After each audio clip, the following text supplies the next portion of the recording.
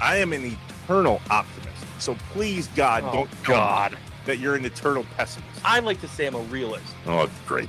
We're going to get along great. This is going to be great. This is Inside Wisconsin Sports with Trevor and Josh. Crowd is here, about to blow, waiting for me to start the show. Out the curtain, lights go up, I'm home. Whoa! This was a franchise that was mired in mediocrity. Fans would call me and say, you know, Bob, I'm not sure we'll ever win another championship, and I worry that the league is getting too big for little Green Bay. When you look at Packers history, recent history, Bob Harlan is the turning point.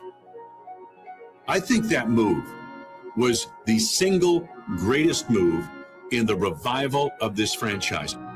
He took the bold steps that were necessary to shake this organization out of the doldrums. Winning a championship, the greatest moment of your life. As a leader, he was a great communicator, and he was extremely positive. Leadership through service. He was always very much like, what can I do to help you? Bob Harlan certainly never took his eye off football first. That was always the first priority for the organization. I hope people look back at me and say he was a good caretaker while he was here. Mission accomplished.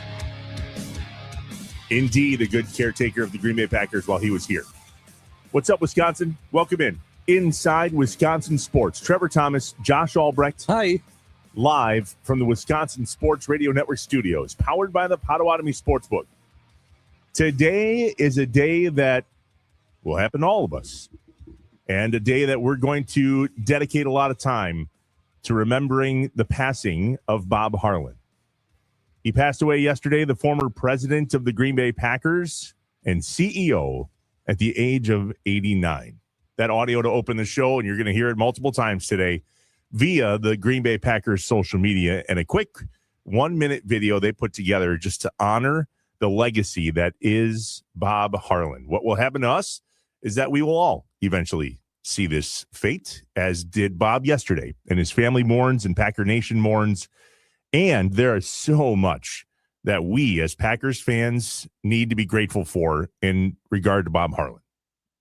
Yeah, I mean, it's I don't know how many people know everything that he did, the impact he had. I think that it's, the same way we talk about Uke and just keeping those stories alive.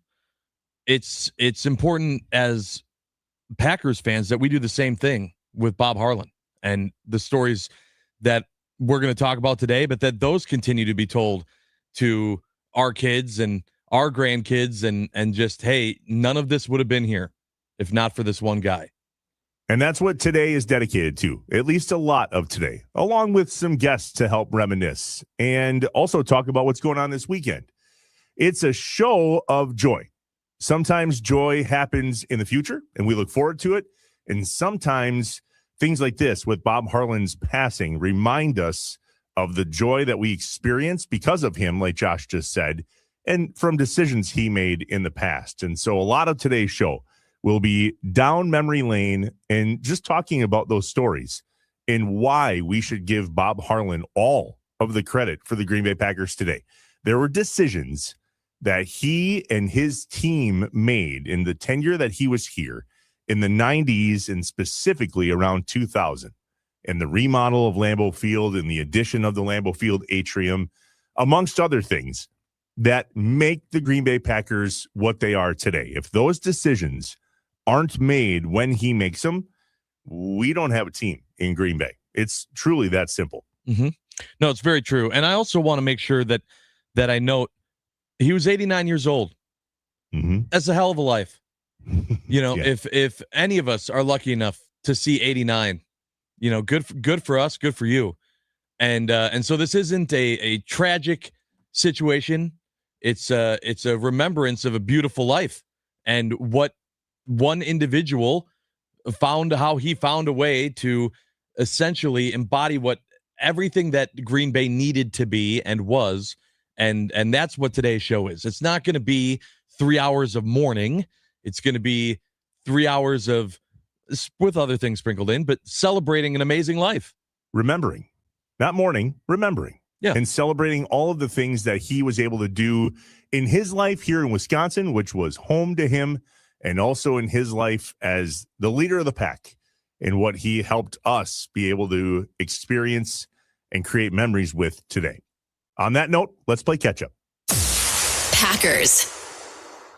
As Josh mentioned, today is a day of remembering and memorializing and honoring former Packers president and CEO Bob Harlan that passed away yesterday at the age of 89. Myself and John Anderson, Josh, on the Inside Wisconsin podcast, were able to sit down with Bob Harlan in the atrium. It was 3 years ago this January.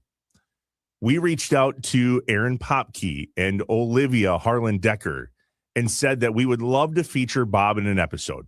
And we wanted to make sure that we put everything on tape of his pride in the Packers and his pride in Lambeau Field and his pride in what that project was. And we have a lot of clips. Josh and I clipped up a whole bunch of stuff from that interview that we're going to share with you today.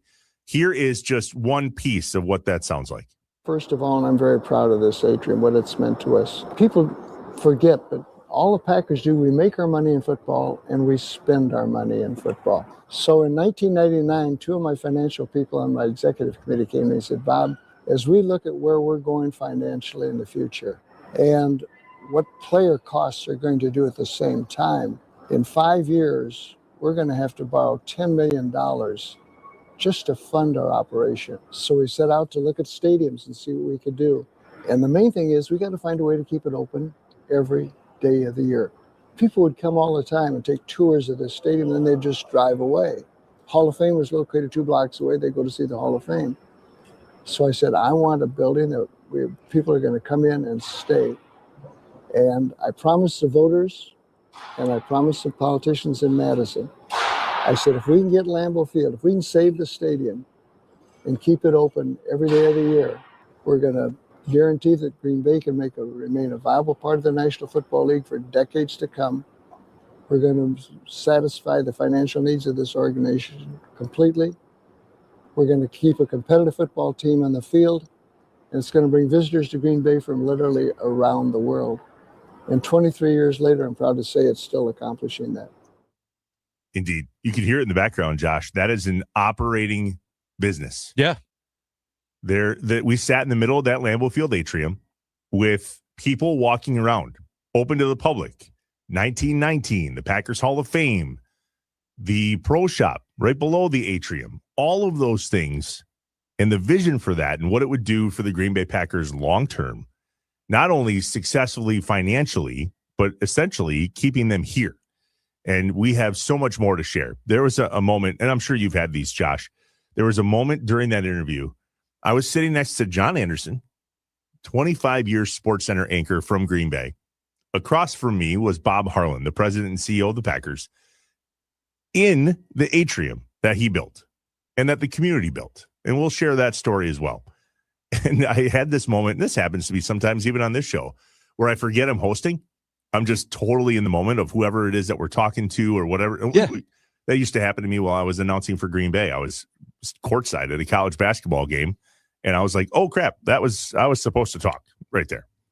I looked up, and I saw the retired numbers, and I felt myself scanning the 4th floor and the Miller Lite gate and all the signs that are in there, and I went, what? How? And I know that you have those moments, too, of just like, how do we get here? How did I get here? And then, oh, crap, that was my question. Sorry. Right. Back to what I'm doing. From what I saw yesterday, that was one of, if not the last time, Bob Harlan sat down for an interview in the Lambeau Field atrium. And we have so much more from that interview to share. But, Josh, it was a really surreal moment. And I know you spent some time reviewing that interview, as did I. And there was just some really chilling moments. Yeah. I was actually lucky enough to meet Bob myself. I was in, I think, 6th grade, and our little family, my mom, dad, and I went and we took the tour, and as we were on the tour and we were going through the atrium, he was there and like just walking up to his office, and he stopped and he came to us and he talked to us for a while. And I had a football, and he ended up even signing it. It was not a football that should be signed. Like, it was like a rubber one. His signature was not great, but it was awesome. He took and those are the stories that you saw flooding social media yesterday of him going out of his way. He didn't need to. People weren't begging him. He was just so happy to be a part of the organization and prove, like, I'm just like everyone else. I'm just as proud of the Packers as you guys are. And that was awesome. That was absolutely awesome. One of a kind. We'll spend a lot of time today remembering Bob Harlan passing away yesterday at the age of 89. Wayne Larrivee will join us, who Kevin Harlan views as one of the people that Kevin wanted to be. Well, successful in that. Yes. Olivia Harlan, Kevin Harlan, Bob Harlan, the Harlan family, their business, you'll hear later, is the NFL. Absolutely and that is something else for your family name to go, oh, yeah. Oh, you mean the NFL Harlans? Yeah, those ones. Yep. Incredible. It'll be a great day. Wayne Larrabee's going to join us. Mike Heller is going to join us. There's a lot of joy to remember today and look forward to this weekend. That is what today is dedicated to here on Inside Wisconsin Sports. On to the Brewers. Brewers. 10-8. We celebrate the wins and don't worry about the losses. That's right. Spring training matters, baby. More so than the Brewers' performance yesterday, what we have to look forward to this weekend is the start of the World Baseball Classic. Bryce Terang and Team USA start their pool play today at 7 Central. USA versus Brazil on Fox. They have a game tomorrow against Great Britain. Hopefully the Team USA plays Great Britain a little bit better than the Milwaukee Brewers did earlier in this week. True. Got trounced by those Brits. 7 o'clock tomorrow on the 7th. And then the rest of the pool kind of shakes out early next week, Monday and Tuesday. Garrett Mitchell led off this game yesterday with a dinger and a half. Yeah. And that is today's most electrifying sound of the day. You'll hear that coming up later in the show. But nonetheless, a dub for the Brewers and on to the World Baseball Classic. Badgers. One more game in the regular season against Purdue this weekend at Purdue. And the idea of this game is, okay, this is one that we have played up to the entire season. So how are we going to go to Purdue, who's ranked 15th, and take a victory from them 3 o'clock on Saturday on CBS? Yeah, it's very interesting. And, we talked to Brad Davison earlier in the week as well. But I don't know that the win or loss matters as much as this team trying to find that success, right? We talked to Brian Butch. We had Butchie on yesterday, and we talked about, I said, what does this team have to do to not be so volatile in this? They're either on or they're off. And Butchie said, this is who they are. Like, this is just who the team is. But these are the opportunities for them to, if there is a righting of the ship, right the ship and get consistent going into March Madness. Bucks. They're home. And I'll actually be in attendance. Hey. For the first time all season. Bucks Jazz. Tomorrow night, Fiserv Forum. I know that Chumps is tomorrow. Bowling with the Chumps. And we're going to talk a lot about that in the 8 o'clock hour. And I'm hoping, Josh, based on some stuff I got going on behind the scenes in my life, that I'm able to be there just for a little bit tomorrow morning before my family and I head to the Marquette game at the Fiserv tomorrow. And then tomorrow night, we're going to the Bucks game. We've done this in years past. There's always one day where the Bucks and the Marquette Golden Eagles play at home on the same day. The turnaround is outstanding. It's so crazy to think that they can, well, I mean, there's not a digital glass floor at the Fiserv Forum. Correct. To just go click. Oh, there's the Marquette court. We're good to go. Nope. They got to change the entire thing over. And it's good. Just a blast to walk into that thing and feel Marquette. And then blink, you walk in some hours later, and it's a totally different experience. It's just neat to see that come to life. It'll be fun tomorrow from a basketball perspective in Milwaukee. Hoping the Bucks can win, maybe. Well, I really hope you can make it, because I've been promoting that you can come get your picture with a very tall person at the event tomorrow. So I don't want to disappoint anyone. I am planning on being there a little bit in the morning, and I'll share with you here in a moment as to why I might be up in the air. We've had a crazy 24 hours, but nonetheless, Bucks home tomorrow night. Giannis is most likely still on his pitch clock. Yes. He's been playing about 25 minutes, 26 minutes in the last game. So we'll see. I mean, no expectations, right? Expectations are disappointments waiting to happen. So very true. We're just going to watch basketball and go from there. All right. Anything else? Anything else? Yeah. Marquette tomorrow at home, trying to hang on to a season and just get through it. Frankly, I think that's what tomorrow will be about for Marquette. Can we have a good game with a packed house? I believe the tip is at 11:30. I should probably know that. But nonetheless, Marquette home tomorrow. And Green Bay, our UW Green Bay Phoenix, will be at Indy on Sunday, Northern Kentucky, 2:30 Central Time. Mm-hmm. I have no plans in place whatsoever to be there, but I'm going. I have a credential. Yep, that's all you know. I also have a motorhome. I might be driving the motorhome there because I don't have a hotel room quite yet. I was offered a room in an Airbnb by some friends, and it's been one hell of a 24 hours. So let me share this with you from behind the scenes. Yeah. My in-laws are in Hawaii, and we begrudgingly sometimes watch their dogs while they're on vacation. Oh, no. You know how expensive it can be to board an animal for weeks. There's an amazing facility here in Green Bay named Tailwaggers. Okay. Tailwaggers Doggy Daycare. We use them when we go on spring break, or when we had Tailwaggers with Merlin overnight, our pup, when we had the Super Bowl party. It's a great spot. And weeks at a time is a struggle for some, and it is typically a struggle for my in-laws. So we had my in-laws' dog this week and next week before we go on spring break. They have two dogs. We divide and conquer with Amanda's sister. Amanda's sister has Sapphire, Cocker Spaniel. We had Agave. They name all their dogs after liquor. Yeah. It's kind of fun. Yeah, that is fun. Agave does not listen and wants to run away at every second. And sure enough, 2 nights ago, we had a door cracked and we didn't remember that Agave was in the house, and Agave was gone.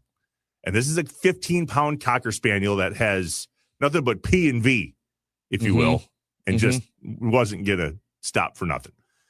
We called a buddy. His name is Matt. He owns a drone business. It was a thermal drone. We put it in the air. We heard her barking. We thought we had her on camera, and then she disappeared. Then we'd see her, and then she disappeared. Oh, no. And so we start driving around as we were doing for hours, and I go out to the frontage road right by our house, and there sits a car. Oh, no. Stopped with Agave right in front of the car. And Agave is hunched over, holding her leg, and it was dire. I didn't mention this on the air yesterday because I didn't know how to bring it up, frankly. I go to grab this dog because the woman that was the driver that had just hit the dog, and I don't blame her that these things happen. Agave shouldn't have been running around. That's our fault. I go to grab Agave, and she runs again. And now she runs away injured. Couldn't catch her because she's just as fast on 3 legs as she was on 4. Oh. Can't find her. We look and look and look. I maybe got 3.5 hours of sleep on Wednesday night. So we do what we do yesterday. We go throughout the morning show, and as soon as the show was over yesterday, I was in the car back into the woods looking for Agave, thinking that I was just going to find her not alive. Yeah. And that was the conversation that I had with my family. And I walked 3 hours in the woods yesterday, couldn't find her. And so there's an organization here in Northeast Wisconsin called Bring Toby Home. It is a group of volunteers that when you lose a dog, you contact and they circle posters and yard signs and flyers and Facebook posts, and just the community got it. The word's out. 4:30 yesterday afternoon, I'm dead asleep, trying really hard to just catch up. Yeah. You've had a week. Yep. We had a week. And my phone rings. It's on sleep mode. And the only people that can get through in sleep mode are my family and you. And so my phone rings. It's Amanda. Somebody saw the signs. They just saw Agave. She's down the road in the parking lot of a giant building here called United Healthcare Group. So my youngest son, Riker, and I haul ass over there. Yeah. We can't find her.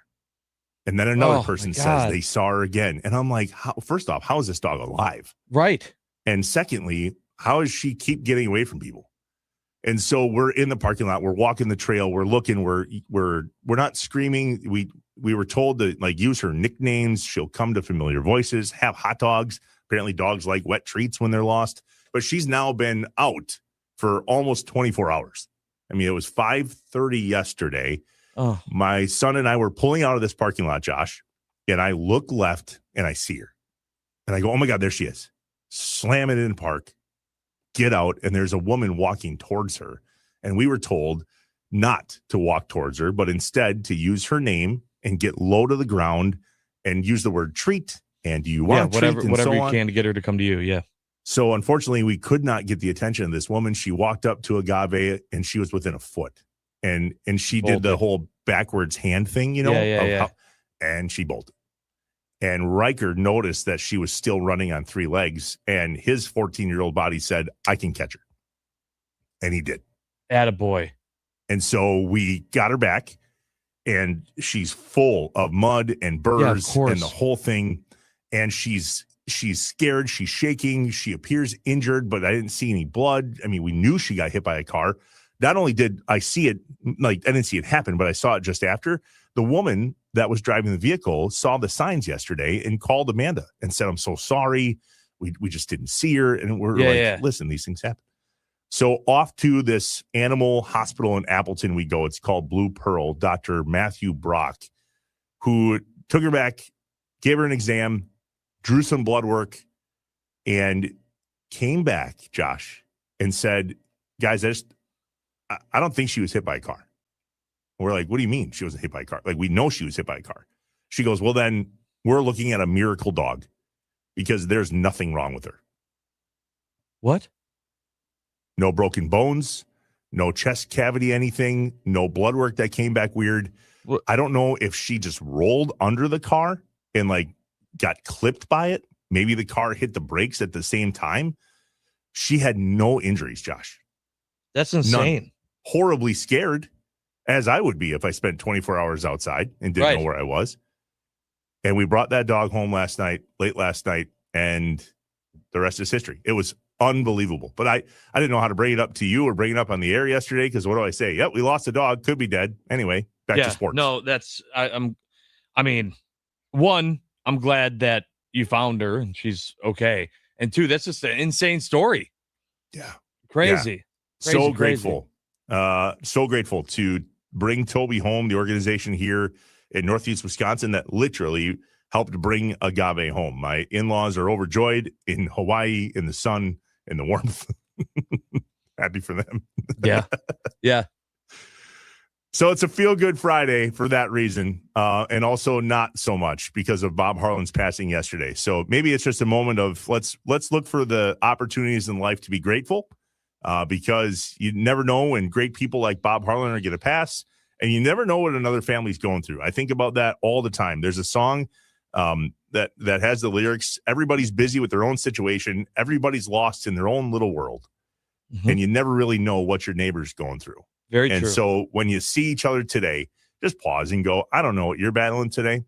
Maybe you're reminiscent about somebody you recently lost, or maybe you don't know where your in-law's dog is, which, by the way, can we pause? Heaven forbid I lose my own dog, but no, my in-law's dog. Right. Right. Oh, great. I'll never hear the end of this. These are the ones you don't want to take your hands off of. Yep. 100%.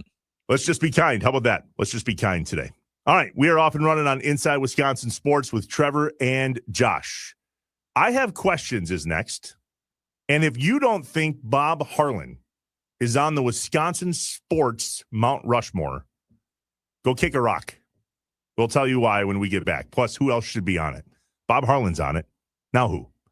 Inside Wisconsin Sports with Trevor and Josh, live from the Wisconsin Sports Radio Network studios, powered by the Potawatomi Sportsbook.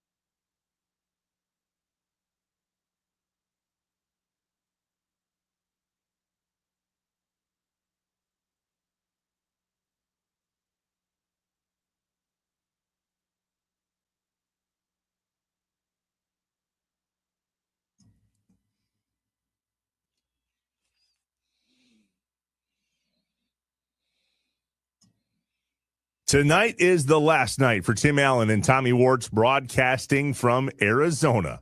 Those dudes must be tired. Who will join them this evening? Listen to Spring Training Live, powered by the Potawatomi Sportsbook tonight, 5 to 7, here on the Wisconsin Sports Radio Network.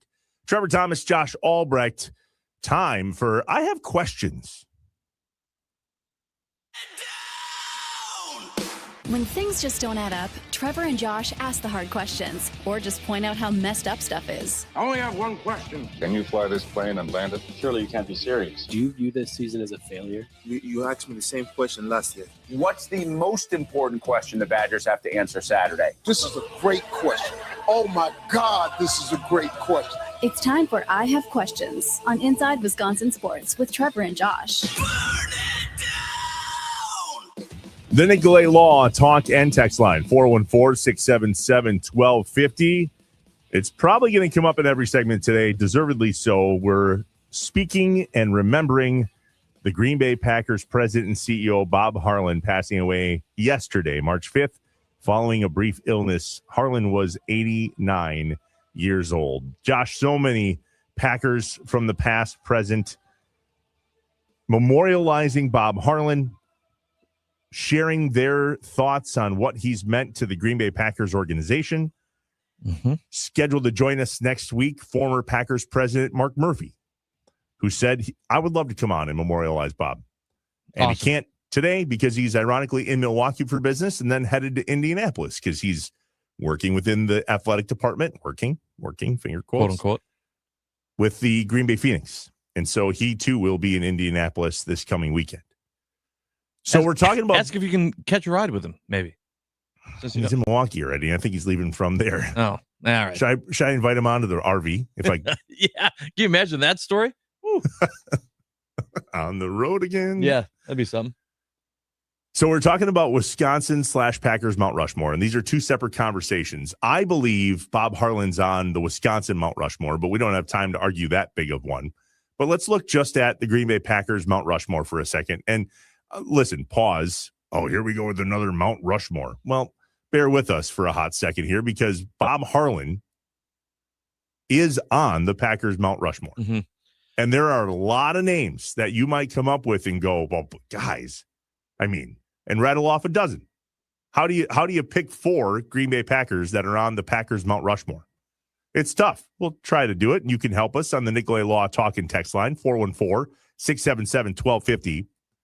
But in regard to everything that Bob Harlan did in his tenure with the Green Bay Packers, if you just look specifically from 1990 to 2003, the man changed everything in making sure that the Green Bay Packers were a long-term viable thing here in Green Bay with the Lambeau Field atrium and the resolution that went through state legislature and so much door-to-door conversation on how do we make this change and how do we save the Packers.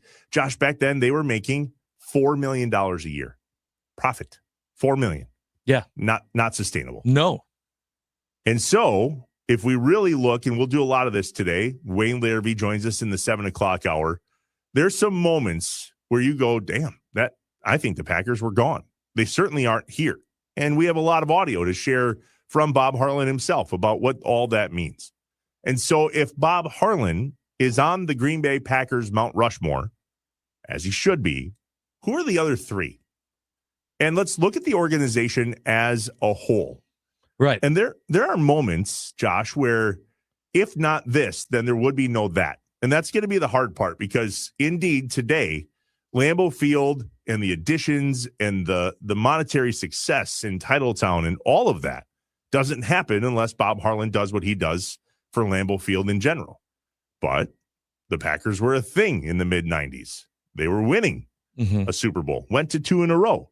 Winning, to your point, changes everything. So what happened before that got the Packers to that position?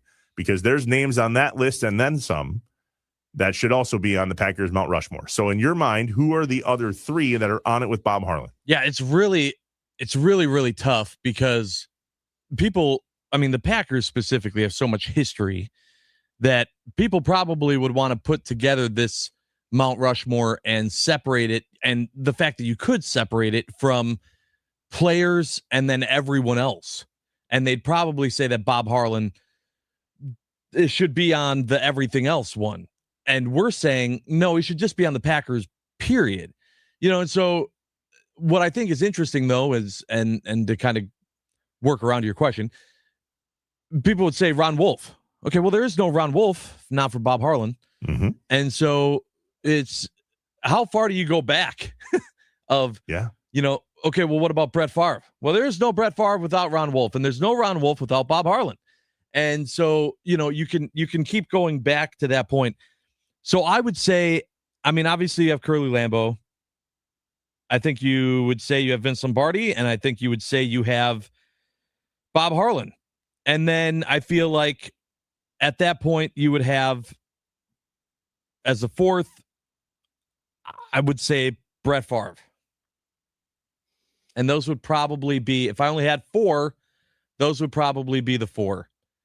And I know it's tough thinking like Favre over Rodgers and then that whole debate and blah, blah, blah. But the fact that Favre came first, I think kind of makes it something, makes it a little bit more. Completely agree. And if not for Brett Favre and Reggie White in Super Bowl 31 and 32, Bob Harlan said himself, and we'll hear it in the morning mind dump this morning as we reminisce about all the things that he was able to accomplish in his tenure as the president and CEO of the Green Bay Packers. He says, if they don't win with Brett Favre in the middle of the 90s, getting that vote to pass, which, by the way, it only passed 53 to 47. Yeah. So it was that close coming out of Super Bowl appearances. And they were 28th in the league in terms of business and revenue and profitability. 28th. At that time, there was less than 32 teams in the NFL. I just realized Bart Starr, but there's not enough room. I know. And you said it right. There's only four. And so if you start at the beginning and work your way to today, there are key moments that if not that, then there is no this. And you are absolutely right in regard to, if not for Bob Harlan, there is no Ron Wolf.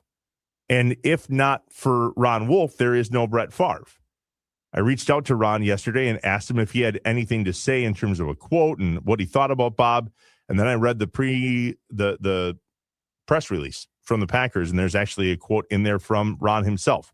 Ron says, Bob Harlan gave me an opportunity, and I am deeply indebted to him for that. His greatest trait, in my opinion, is that he was an honorable man, a man of his word, a man of character. He was an honor to know and a pleasure to work with. The reason Bob Harlan, in Ron Wolf's eyes, was a pleasure to work with is because he did not meddle in the football side of the Green Bay Packers. Ron Wolf came in, and Bob said, here you go. Winning would be great. Let's try that. He let the people he put in charge do what he hired them to do. And that doesn't mean Ron Wolf didn't have a conversation with Bob Harlan about trading away a number one pick to bring in Brett Favre. But if not for all of that in Bob's decisions, then you're right, Josh. There is no Ron Wolf. There is no Brett Favre. And without those two guys, there may not be the Green Bay Packers at all, because if not for them and Mike Holmgren, there's another name, then we don't have the success we do in the 90s, coming out of the 70s and 80s, which was a difficult time to follow the Green Bay Packers post the Lombardi era Packers in the 60s. And then you go to the Aaron Rodgers era and the Super Bowl there.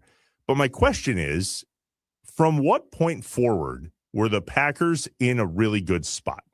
Because everything that we know the Green Bay Packers to be today, and future stock sales, and just how the business operates and the profitability and the coffers of hundreds of millions of dollars that the Packers have now, they went from $4 million to hundreds of millions of dollars. And another renovation at Lambeau Field, the addition of the south end zone, and another renovation of the Lambeau Field Packers facilities and the offices and the underground parking. All of that comes from the success of the 90s, and specifically the vote that allowed Bob Harlan and the team to do what they did in Lambeau Field. So if Bob Harlan's on it, check. Do we have the Green Bay Packers without Vince Lombardi? Not this Packers. No. And are they in Green Bay? And is the idea of the Green Bay Packers, can we go back to the roots of what Vince Lombardi did? Because knowing that the Packers and Curly Lambeau started in 1919, that's where the restaurant name comes from, in the Lambeau Field atrium. From there until when they started to win football championships wasn't a terribly long time. And they have now 13 of those, including the Super Bowls. But 13-time world champion Green Bay Packers, that's what Bill Jarch says on the PA. So if not for all those world championships, to your point, I don't know that the Green Bay Packers exist the way they are without Vince Lombardi. Does Bart Starr exist without Vince Lombardi? Could you take out Bart Starr and put in somebody else under Vince Lombardi and have anything remotely close to that success? Probably not. The reason why it's difficult is because I don't want to sit here and say that the Mount Rushmore is Curly, Vince, Bob, and Bart, and then go, all right, so there hasn't been any monumental piece since Bob Harlan. Like, is that what we're saying? And that's why I was like, if I only get 4, it's really tough. So the way I look at it is Vince Lombardi has to be on it because he was the one that set the tone, God, family, and the Green Bay Packers in that order. Everything stemmed from Vince Lombardi in terms of those teams that had the success with all of the Packers greats that we know and love. I think we can leave Bart Starr off only because of that reason. Then fast forward. It's the 90s. Bob Harlan has brought in Ron Wolf. Ron Wolf brings in Mike Holmgren, and together they bring in Brett Favre. If Brett Favre does not do for the Packers organization as the leader of the pack during the 90s era and the 2000s era, for the majority of that anyway, in terms of success, then we don't have any success when it comes to the vote that happened for the 0.5% sales tax to go into place. Brett Favre is on it, in my opinion. Bob Harlan from that very era. And I don't have a fourth. Let's take a break. I'm going to think about a fourth. And we'll come back with the most electrifying sound of the day and read some of your feedback, because there are a lot of people in here that go, hold on, you're forgetting this or that, or what about this guy? Back in a bit. Inside Wisconsin Sports with Trevor and Josh, live from the Wisconsin Sports Radio Network studios, powered by the Potawatomi Sportsbook.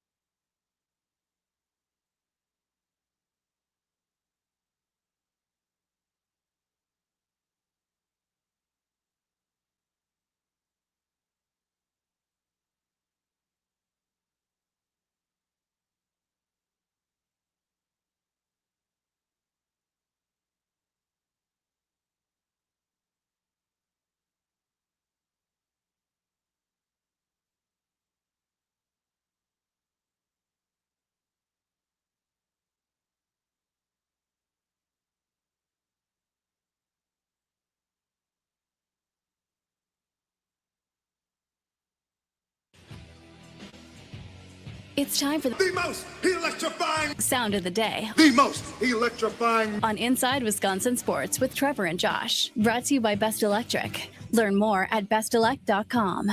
Don't stress. Connect with the best. Garrett Mitchell strides in for the Brewers, and away we go on this beautiful Thursday. Swinging a drive in a center on the first pitch. Moniak is back, watching it sail up out of here. Wow, was that a bomb by Garrett Mitchell? He hit that one up into the cacti over the batter's eye. That is a bang to start this game. 1-0 Milwaukee. How do you do, Garrett Mitchell? Yes, indeed. That Garrett Mitchell bomb, called by Josh Maurer and the Brewers Radio Network, is the most electrifying sound of the day. Brought to you by our friends at Best Electric. Remember, no job is too big or too small for Best Electric. Don't stress. Connect with the best. Call them today or visit bestelect.com. Man, seeing that, Trev, was awesome, and just seeing him absolutely nuke it. And then my next immediate thought was, can he please just stay healthy? And so that we can really, truly see and appreciate what Garrett Mitchell can be. I feel like he has been the poster child of a potential that we just haven't seen yet. Totally agree. 462 feet. Didn't know he could do that. No. Please stay healthy, Garrett Mitchell. Please. I wonder if he thinks that, because we really haven't seen the impact he can make. Right. Does he play different? I mean, that guy has one mode, and it's tilt. Well, I mean, we've talked to a bunch of athletes, and if you talk to them, there's not really it's an on-off switch, and they usually don't turn it off. And so it's just, you just go. And so I think that's part of it, and I don't expect him to necessarily play any different, but, man, it's the luck factor. Honestly, it's kind of like with Christian Watson. Like, we just really wanted to see, can Christian Watson stay healthy? And boy, was it a joy seeing him this last season and being able to see what he could do and staying on the field and getting open. And now it's just, let's transfer that to the Brewers. Have the same thing happen with Garrett Mitchell. We were talking in the last segment about the Green Bay Packers Mount Rushmore and remembering Bob Harlan, the former Green Bay Packers president and CEO who passed away yesterday at the age of 89. So much more coming up in the 7 o'clock hour. We'll hear a lot from Bob Harlan himself on what all of it has meant to him over the years. Plus, we'll chat with Wayne Larrivee, who remembers Bob Harlan and Kevin Harlan, his son, very, very well during his time here with the Packers. A real quick note of a sound that made ripples, yet no audio. Apparently, Doc Rivers said he's going to retire. So, clarification, Doc did not say that he's going to retire. Stephen A. Smith said that Doc is not going to coach after this season. We don't know if that his source is Doc or if that's just what he's thinking based on how old Doc is, how long he's been coaching, and what's happening with the Bucs currently. Who knows? Back into believing ESPN now? Right, exactly. And so everyone, before Bob Harlan passed, this was like the headline story. Everyone was talking about this. And to me, it's still a nothing burger. And whether he retires or gets fired, he should not be here next year. And I don't know what that does or changes for the organization of the Milwaukee Bucks. But it was not Doc coming out and saying, I plan on retiring. Vince Lombardi, Brett Favre, Bob Harlan are all on my Packers Mount Rushmore. And here's what I think the fourth one is. And this isn't a cop-out. This is the truth. I think it's the state of Wisconsin. I think you carve. That's totally a cop-out. The state of Wisconsin. No, here's why. We don't have an owner. And time and time and time again, the Packers have asked the community to buy a piece of paper that means nothing. And so many times, whether it was the stock sale or the pass of a 0.5% sales tax that allowed that whole remodel and atrium build to happen, or the stock sale that allowed all of the upgrades of the south end zone and other remodels. How many have there been? 5? Yeah, sounds about right, yeah. If not for those times, and for lack of better terms, the public reinvesting here in the state of Wisconsin and across the world, frankly, then the Green Bay Packers aren't what they are. It's happened multiple times. And some of those certificates, by the way, from the first stock sale, and the second stock sale are selling now. Have you seen this? Oh, yeah. Hundreds of thousands of dollars. Collector items. Yeah. So not only is a meaningless paper worth nothing in terms of your vote, even though we all go to a voters meeting and vote, finger quotes, but now it's worth hundreds of thousands of dollars if you have one of the old ones. I would put the owner's face up there if there was one, and there's not. It's us. So the state of Wisconsin gets carved into the Packers Mount Rushmore because we can't carve how many fans own a stock. Sure. That's it. Call it a cop-out. What if? When we come back, we're going to reminisce on the career of Bob Harlan as the president and CEO of the Green Bay Packers from the man himself. It's Inside Wisconsin Sports with Trevor and Josh, live from the Wisconsin Sports Radio Network studios, powered by the Potawatomi Sportsbook. Good morning, Wisconsin.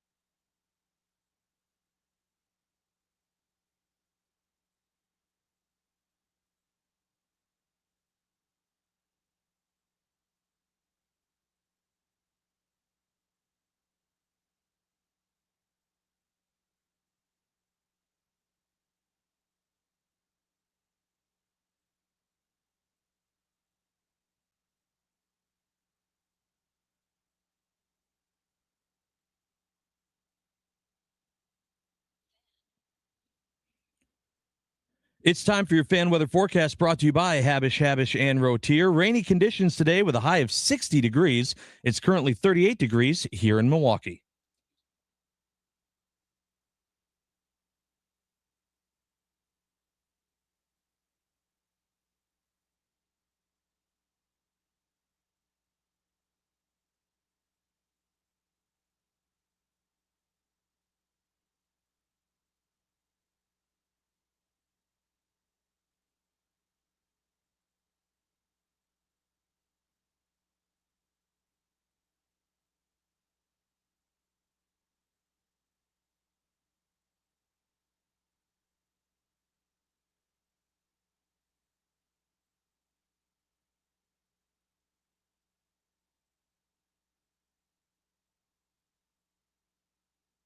I am an eternal optimist. So please, God, don't tell me that you're an eternal pessimist. I like to say I'm a realist. Oh, great. We're going to get along great. This is going to be great. This is Inside Wisconsin Sports with Trevor and Josh. Crowd is here, about to blow, waiting for me to start the show. Out the curtain, lights go up, I'm home. Whoa! This was a franchise that was mired in mediocrity. Fans would call me and say, you know, Bob, I'm not sure we'll ever win another championship, and I worry that the league is getting too big for little Green Bay. When you look at Packers history, recent history, Bob Harlan is the turning point. I think that move was the single greatest move in the revival of this franchise. He took the bold steps that were necessary to shake this organization out of the doldrums. Winning a championship, the greatest moment of your life. As a leader, he was a great communicator, and he was extremely positive. Leadership through service. He was always very much like, what can I do to help you? Bob Harlan certainly never took his eye off football first. That was always the first priority for the organization. I hope people look back at me and say he was a good caretaker while he was here. Good news, Bob. That's exactly how we remember you. Yep. Former Packers president and CEO Bob Harlan passed away yesterday at the age of 89. What's up, Wisconsin? Welcome in Inside Wisconsin Sports. Trevor Thomas, Josh Albrecht. Hi. And a day dedicated to remembering and giving credit to the man that made the Green Bay Packers become what they've become, Bob Harlan. The morning mind dump is upon us, and instead of getting the negative things off our chest and out of our heads, which we typically try to do during the morning mind dump, let's instead use this time to remember Bob Harlan and get some of those stories that are in our head out of our head. And so if you have some to share, moments along the way that you would credit Bob Harlan for in regard to the Green Bay Packers, share them with us. 414-677-1250. It's the Nicolay Law Talk and Text line. Time for the morning mind up. I hear voices in my head, they counsel me, they understand, they talk to me. The coffee is kicked in. We're awake and ready to roll. Let's get some things off our chest and out of our heads. You don't know what it's like to be me out here for you. It is an up at dawn, pride-swallowing siege that I will never fully tell you about, okay? I'm as mad as hell, and I'm not going to take this anymore. I'm in a glass case of emotion. What we've got here is failure to communicate. We got no food. We got no jobs. Our pets' heads are falling off. It's time for the morning mind dump on Inside Wisconsin Sports with Trevor and Josh. 414-677-1250, the Nicolay Law Talk and Text line. Remembering, memorializing the late Bob Harlan, the former Packer president and CEO who passed away yesterday at the age of 89. So what stories do we think of when we hear the name Bob Harlan? We mentioned it at the top. Myself and John Anderson on the Inside Wisconsin podcast sat down with Bob Harlan in the Lambeau Field atrium 3 years ago this January. To our knowledge, And we understand that it was one of the last, if not the last, sit-down interview that Bob Harlan did there in the Lambeau Field atrium. And we asked him everything that you would expect us to ask about the team, about the success, about the money, about the construction project, about him going door to door, what he based some of this off of, his travels to New York, and what it was like to hire Ron Wolf, and so much more. That interview is available on YouTube and wherever you listen to podcasts. All you have to do is search Inside Wisconsin Bob Harlan. Josh and I went and grabbed as many clips as we could fit into one segment, which is now, before we get to our interview with Wayne Larrivee coming up at 7:25. And so we're going to take the next 15 minutes to play some of these for you and hear in Bob's own words what it's meant for him to be a member of the Green Bay Packer family. The first one is the aftermath of the vote and how Bob feels that everything he promised when it came down to the vote that allowed the 0.5% sales tax for Brown County to pass in order to do the work that they were able to do with Lambeau Field and the atrium and so on as the 2000s began. He believes everything he said came true. I'll tell you what, I wouldn't be afraid to look one voter in the eye and say, the things I promised you 23 years ago are true today, and they are. We went to Madison 15 times, 15 trips, just to get a bill that could be voted on so we could do the project at all. And politicians weren't very happy with us. First of all, they didn't want to deal with another stadium. They just finished doing Miller Park. And they used to say to me, Bob, come back and see us in a year. Let us get stadiums off our docket for a year and forget about it. Well, fortunately, we talked to them and said, we've got to do it now. We're falling so fast. I can't fall all the way to the bottom of the league and then get back up there. So they let us do it. But think of this. If they hadn't, if we had waited 1 year, the vote would have been scheduled on September 11, on 9/11. Can you imagine people getting up to go vote on a football stadium, turn on the news and see that 2 planes have crashed into a building in New York City? So when we did it, thank God we did it, and thank God it worked out. But it's been a godsend. People say, where would the Packers be today without this stadium? Well, in $4 million, you couldn't keep anybody, you couldn't attract anybody, we wouldn't be here. The Packers could not have moved, but the league might have moved us.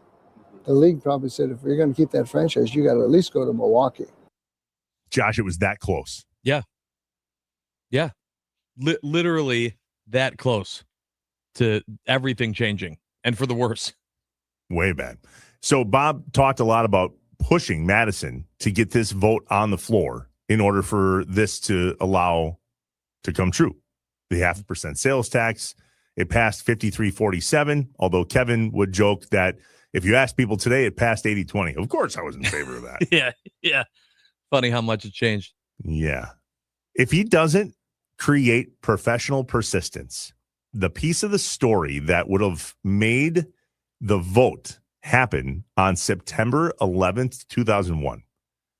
So if not for his persistence and Madison not kicking it down the road because they had just done the whole Miller Park thing, then that vote would be scheduled to happen on the day 9/11 happens. And let's be real, it wouldn't have passed. No, absolutely not. Everyone's shocked, stunned. It's the last thing they're worrying about. Yeah, absolutely.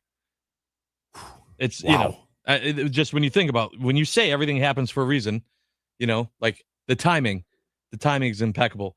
I also love this one when, he talked about the anti-tax groups saying, like, they have a plan B, force them to use their plan B. I used to go home at nights, so many nights when we were building it, going through the referendum thinking, what do I do if this doesn't pass? What do we do?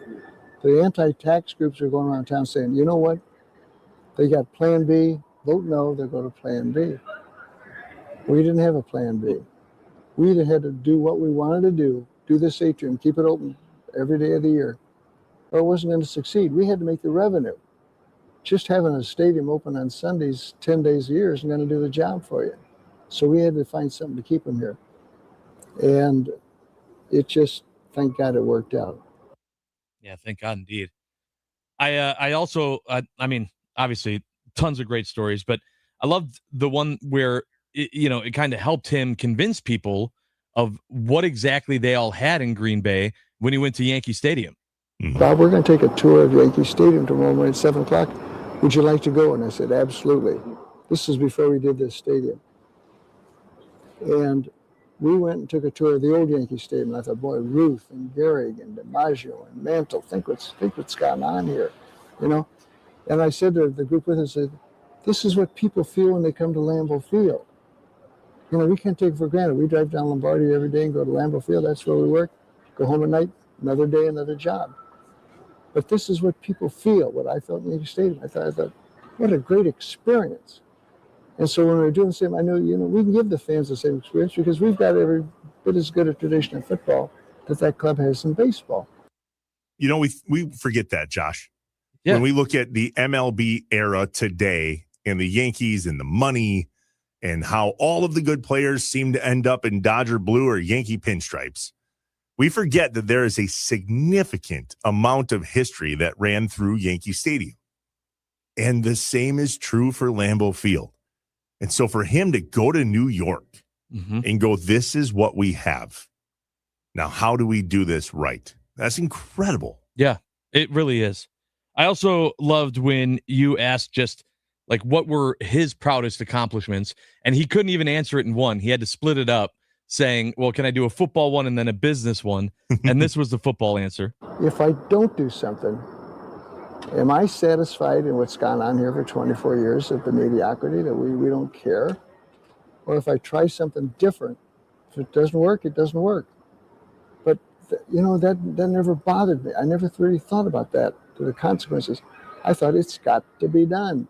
I had the guy I wanted and go get him. So I'd say, because it changed the football program and atmosphere immediately. And then, of course, talking about Ron Wolf. But I love this clip because just the beginning. I'm going to play that again. If I don't do something, am I satisfied in what's gone on here for 24 years of the mediocrity that we don't care? I think about that a lot now. And, the ones that have legendary stories, they take chances. And they don't always pan out, right? There are a lot of people that take their shot and it doesn't work. But the ones that do and it does work, those are the ones that are in Mount Rushmore conversations. And I wonder if that's part of what is frustrating now as a Packers fan when we look at this consistency that we have that is less than desirable with what's happening with the Packers organization on the field. And looking at a guy like Bob Harlan and what he did and how he said, am I satisfied with that? No. Take a chance. If it doesn't work, that doesn't bother me, but I'm going to take the chance. Having that person at the helm truly made such a difference for this organization, and it was our success then, and I think it's something we need now.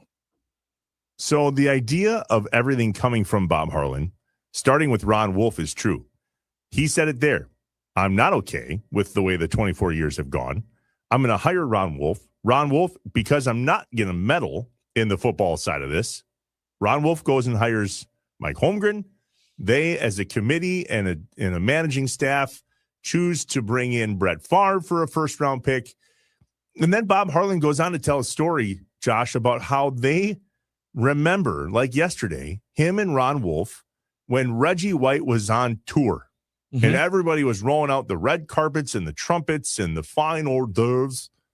He came to Green Bay. We picked him up in a pickup truck and took him to Red Lobster. Yep.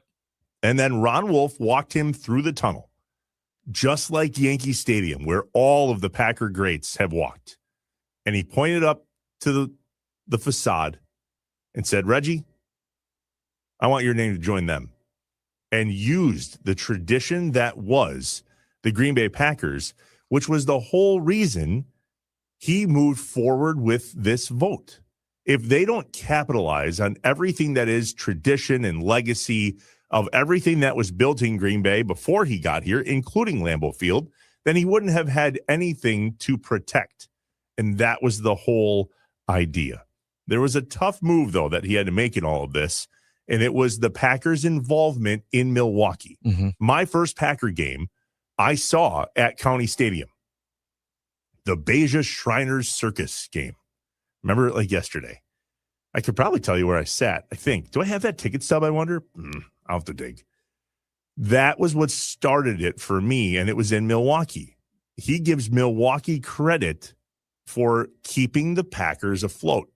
And it was a very difficult decision when it came down to it to move the Packers out of Milwaukee if it was going to be sustainable here in Green Bay. Here's Bob Harlan talking about that. The thing that probably gave me as many headaches as anything I ever did was to move out of Milwaukee. We had been there for over 60 years. And those fans in the stands and their parents and their grandparents had supported this franchise financially over and over and over again. If we didn't have Milwaukee, we would have died a long time ago. So Milwaukee saved us. But yet, by playing 4 games in Milwaukee at that time, 3 regular season games and 1 preseason game, we were leaving $2.5 million on the table. That's because we had so many more sources here. We had the pro shop, we had the parking, we had the tickets. We had started building club seats, we started building private boxes. We had none of that in Milwaukee. But to make the move, I wouldn't have done it if I couldn't have brought the fans with us. I couldn't have lived with myself because that wasn't fair. I didn't want to just say, thanks for 63 years, we're out of town. You know. But the plan we put together so that Milwaukee would get a ticket package and Green Bay would have a ticket package, I think accomplished maybe 2 things for us. First of all, save Green Bay fans from having to buy every game, which makes it a little easier to buy the ticket prices today. And secondly, convince the Milwaukee fans you are important to us. People today will come and say, thanks for the Milwaukee package. I said, you know what, we would have never made the move if it hadn't been for the fact that we could bring you folks with us. 97% of the Milwaukee ticket holders took the package in Green Bay. So what could have been a public relations disaster for us, I thought turned out to be a public relations plus. It absolutely did. And yeah. Can we just talk for a second? I mean, as much as we love to argue now about green package, gold package, fans, and all this, what a way to handle that situation. Mm-hmm. That is such a tall task of making that decision and then making it to where there isn't a ton of public outrage. And so I love hearing that story and just the props to him for not only doing it, but the way that he did it. I have 2 more clips that I will go ahead. Real quick on that. Yeah. All the more reason why Wisconsin deserves to be on the Mount Rushmore. He said it right there. If not for Milwaukee, there would be no Green Bay Packers. Milwaukee saved the Green Bay Packers. Yeah. And he knew that if we were going to get this thing done in Green Bay and the vote and the remodel, the games had to be in Green Bay. And that's why the gold package was created. So now here we are 26 years later since the vote passed in 2000. And all we do is bitch about green this and gold that and so on. And it's easy to forget, isn't it? Yep. And so at the end of the day, pause, myself included, and go, holy cow. Yep. How lucky we are that there's a gold package. Because if not for the gold package, there would be no green package. So true. I also love this one of Bob just talking about how much he loved the Packers and how he was as a fan. I could totally relate. I loved it even during the 70s and 80s when things were tough. I was proud to be here, proud to be a Green Bay Packer, proud to go out and talk about this franchise and what it meant to the National Football League. And we just never did want to leave.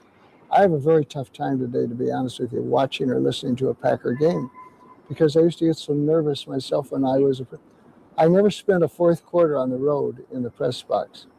I just simply got nervous, thought if I go walk someplace, things will get better or they'll stay good. I'd walk the hallways and I could tell by the sound of the crowd whether things are good or bad. And I've kind of kept that habit. I can't get comfortable during a Packer game because I'm so nervous about it. You can now. I love it. I love it because I'm exactly the same. But hearing it from Bob Harlan going, hey, he's just like me. That's pretty awesome. And then the last one here before we get out on just asked, Bob had opportunities to go elsewhere. Why stay in Green Bay? Why choose Green Bay permanently? My family was very happy in Green Bay. I had 3 boys. They loved the school system. We loved the school system. And I loved my time with the Cardinals, but I didn't feel like a father, you know? I'd never home. Here I was. And that just meant so much to me. And I thought, you know, I don't want to operate. I had a chance to leave after 1 year here and go. And I said, no, my family's settled. I want to stay right here. Would have been awful tough for me to leave here. In fact, I'm not sure I ever could have. I don't know if the opportunity would have ever dragged me away. It just meant that much to me. I almost feel like I was born and raised in Green Bay. I've been here so long, But nothing else would ever compare to it. I think I could go to any NFL franchise, and it wouldn't be this. It wouldn't be what I really love about this place, because this is so rare. We're so lucky to have it, and I don't think I'd find that any other job. Green Bay meant everything to him, and he meant everything to us. Mm-hmm. Remembering the former president and CEO of the Green Bay Packers, Bob Harlan, who passed away yesterday at the age of 89. When we come back, scheduled to appear, Wayne Larrivee, the voice of the Green Bay Packers, and sharing his thoughts on the impact Bob Harlan had on the Green Bay Packers. It's Inside Wisconsin Sports with Trevor and Josh. We're live from the Wisconsin Sports Radio Network studios, powered by the Potawatomi Sportsbook.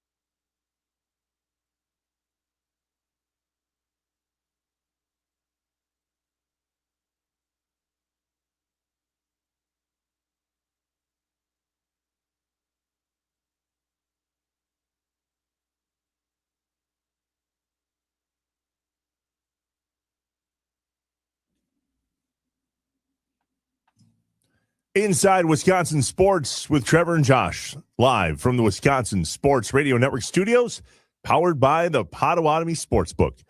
Joining us now on the Wisconsin Sports Radio Network guest hotline, powered by Gruber Law. One call, that's all. The voice of the Green Bay Packers, Mr. Wayne Larrabee. Wayne, it's great to see you. Thanks for jumping on.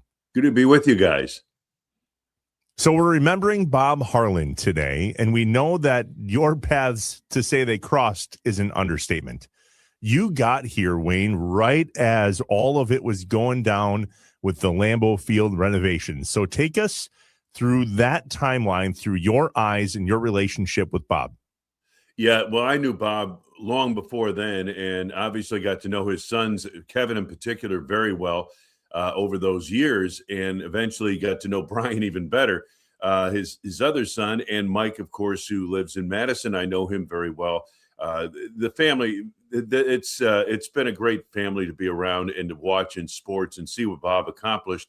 But you're right, Trevor. I got here in '99, and the following year, they determined that they would have to rebuild Lambeau Field or move to another place or that kind of thing because, you know, the stadium had to start generating revenue beyond the football games and the football season. And that was not an easy referendum to get through. You would think it would be from a 30,000-mile perspective. You say, of course, Green Bay will pass that and build the stadium. But that wasn't the case. And Bob went like a politician. He got up early in the morning. He went to the factories for the shift changes. He really was the driving personality behind that. I don't know if that gets passed without him. I don't think it does. But his personal touch with people, he was such a great people person that helped get that issue through, and Lambeau Field became what it is today. Wayne, good to talk to you, bud. Thanks for joining us. Can you tell us a little bit about your mindset, just getting there, how you were feeling as Bob Harlan was out and as you said, politicianing for this referendum? Where was your head at just getting there?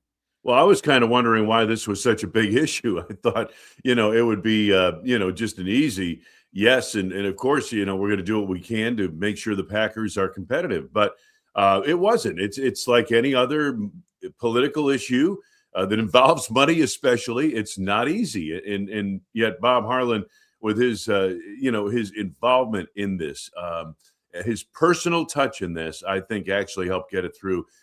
But that was just one example of Bob and his leadership. And perhaps the greatest example is what he did when he first got the job in the late 80s, I believe it was.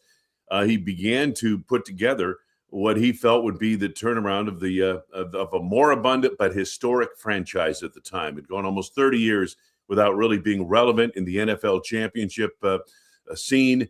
And yet he made the moves that were crucial to getting this thing put together and the Packers being what they are today. So I think there are three big names in Packers history. Obviously, Curly Lambeau, obviously Vince Lombardi. But if you don't put Bob Harlan on that same level, then you're missing the point of where the Packers were in the late 80s to where they are today. And without guys like Brett Favre and Reggie White and Bart Starr and the rest of the players, they're not what they are today. And so it's difficult for guys like us and fans alike to try to put together a Green Bay Packers Mount Rushmore. And it's probably not worth the argument, to be completely honest, but we all believe Bob Harlan is on that. When you saw him lead the Packers, how much did he get himself involved in the football side? I don't think it was much, was it? No.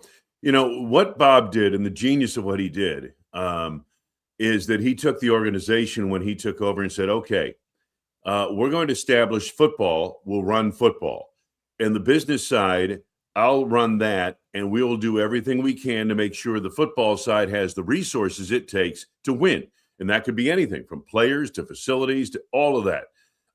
And that's what he did. That was the genius. And then he had Ron Wolf in mind. I mean, Ron had interviewed for the general manager's job when Tom Bratz got it, famously. And Bob had escorted Ron to and from the airport. They struck up a bit of a rapport.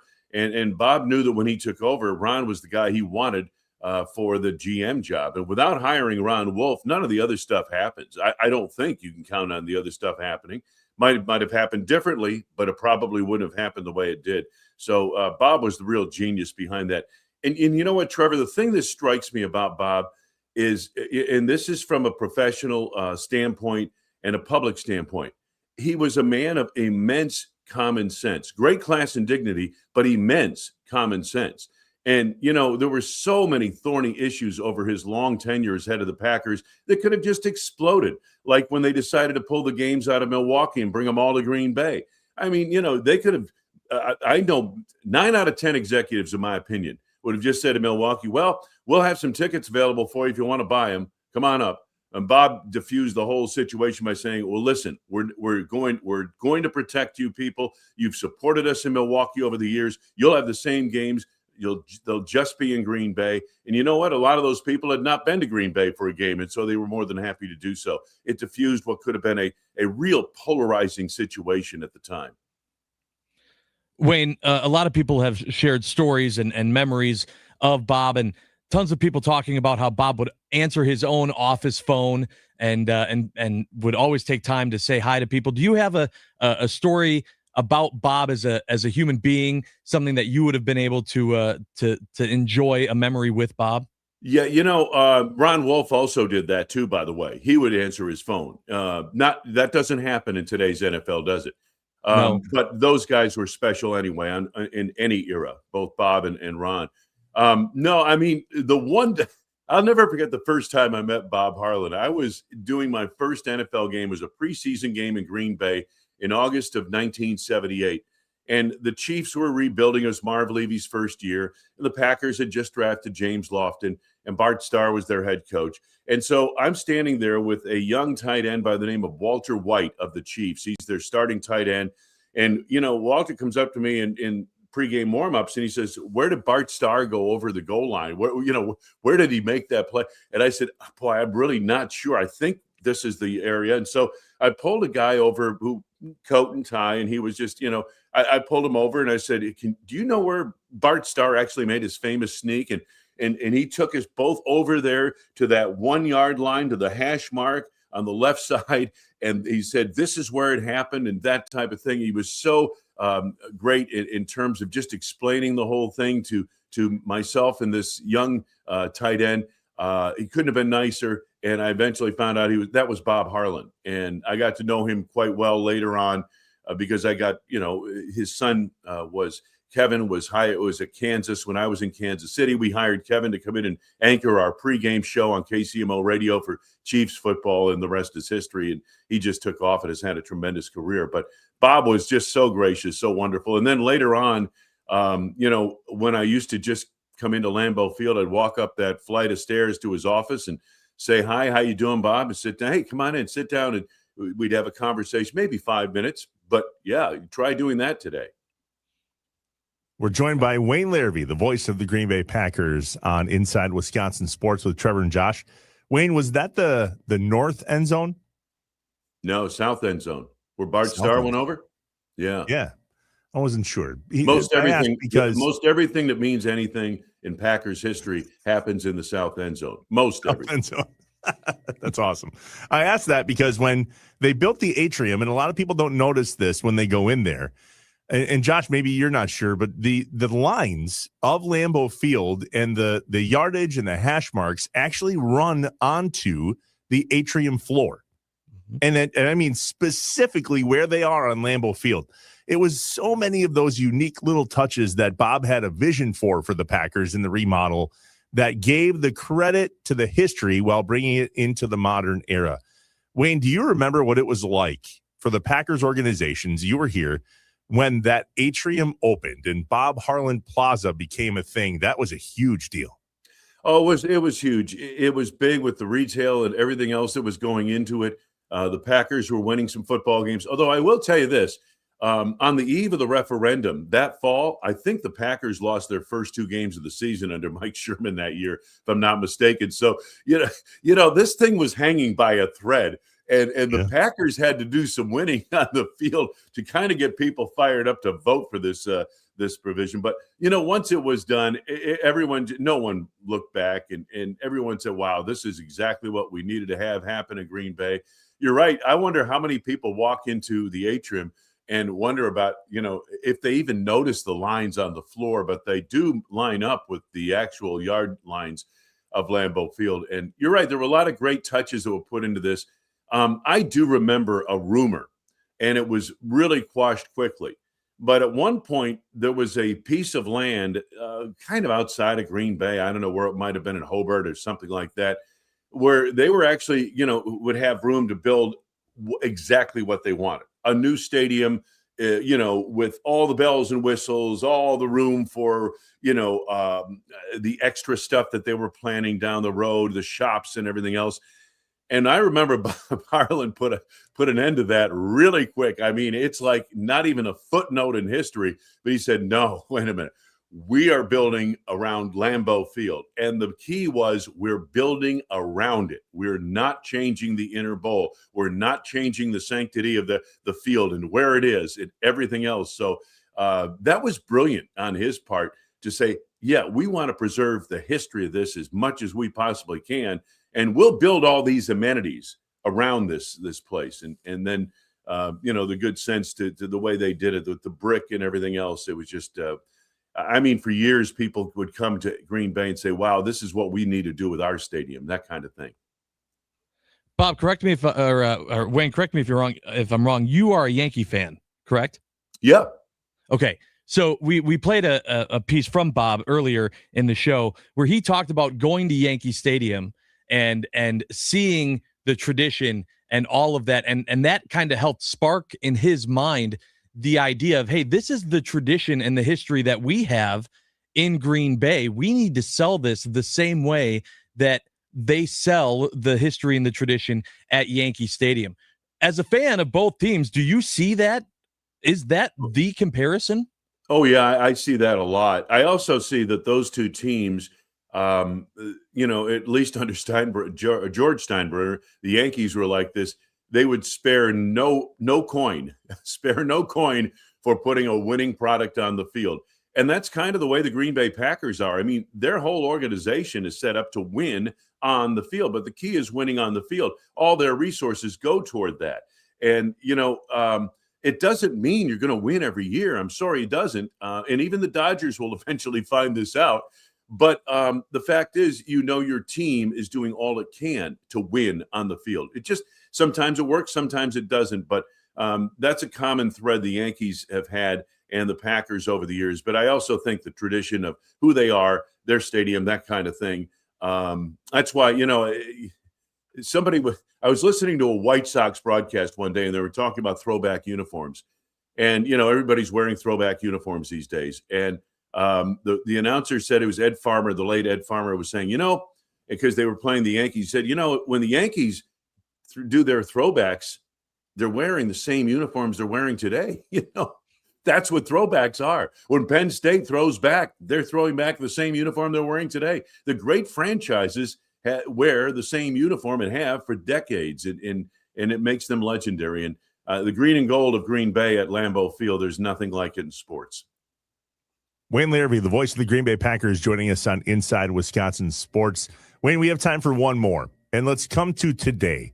How do you see the impact Bob Harlan had on the Green Bay Packers in today's Green Bay Packers? I think it's in the way the organization treats people, I think, for the most part. Bob had that touch. He had a PR master's touch.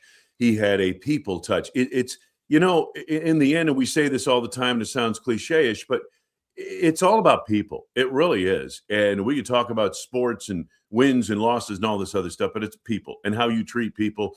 And Bob treated people well from the very beginning. His organization reflected him, and I think to this day it still does. With the way the charity arm of the Packers, the involvement of the community, there is a strong sense in 1265 Lombardi that, yeah, we are the people's team, and Bob made sure of that during his tenure, and that has carried out. That's been a big part of his legacy.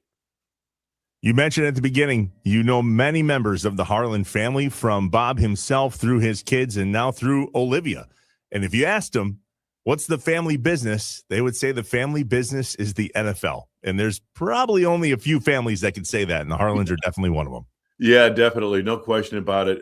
Bob was just a terrific guy, a great person. For those of you who have never had a chance to meet him, he's just a great guy. And, I bet you there are thousands and thousands of people that consider Bob Harlan their best friend. And that is remarkable. There are only a few people walking around the face of the earth. They have that kind of magnetism about them in that kind of way. Wayne Larrabee, the voice of the Packers. Wayne, thanks for jumping on the show this morning.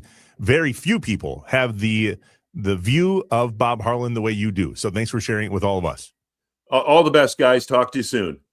Thanks, Wayne. Wayne Larrabee, the voice of the Packers, joining us on the Wisconsin Sports Radio Network guest hotline, powered by Gruber Law. One call. That's all. He is the best. You want to talk about shoes that are going to be impossible to fill someday? Yeah, good luck. I mean, he followed some incredible broadcasters and said, thanks for letting me stand on your shoulders. And so, too, sometime down the road, will someone look at Wayne and thank him for the same? No different than Mark Murphy looked at Bob Harlan and said, thanks for everything you did to set this up for success. And no different than Ed Policy now looks to Mark Murphy and Bob Harlan and says, we aren't who we are today without you guys. I'll take it from here. More about Bob Harlan and our memories of him as we reminisce today on the impact that Bob Harlan had on the Green Bay Packers following his death yesterday here in Wisconsin at the age of 89. We're back in a bit. Inside Wisconsin Sports with Trevor and Josh, live from the Wisconsin Sports Radio Network studios, powered by the Potawatomi Sportsbook.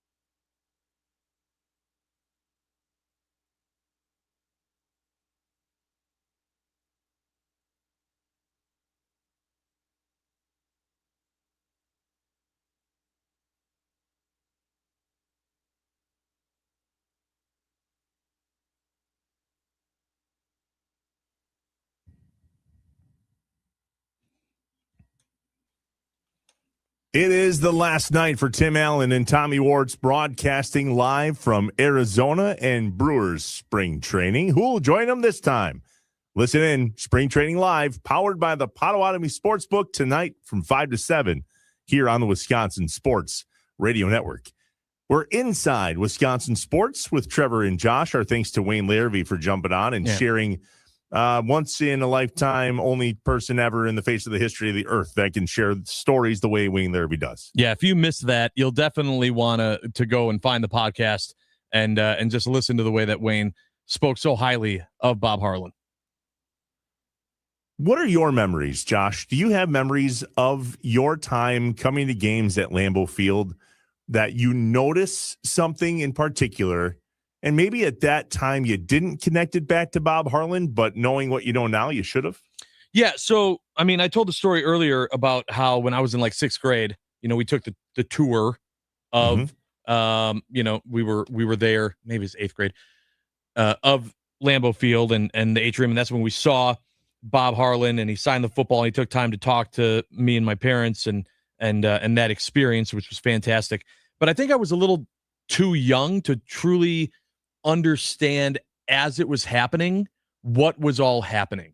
And so I've been one of the fortunate fans that looks back at history and goes, what I've been able to enjoy as a Packers fan over my life is because of the work of those that came before I truly could be a fan,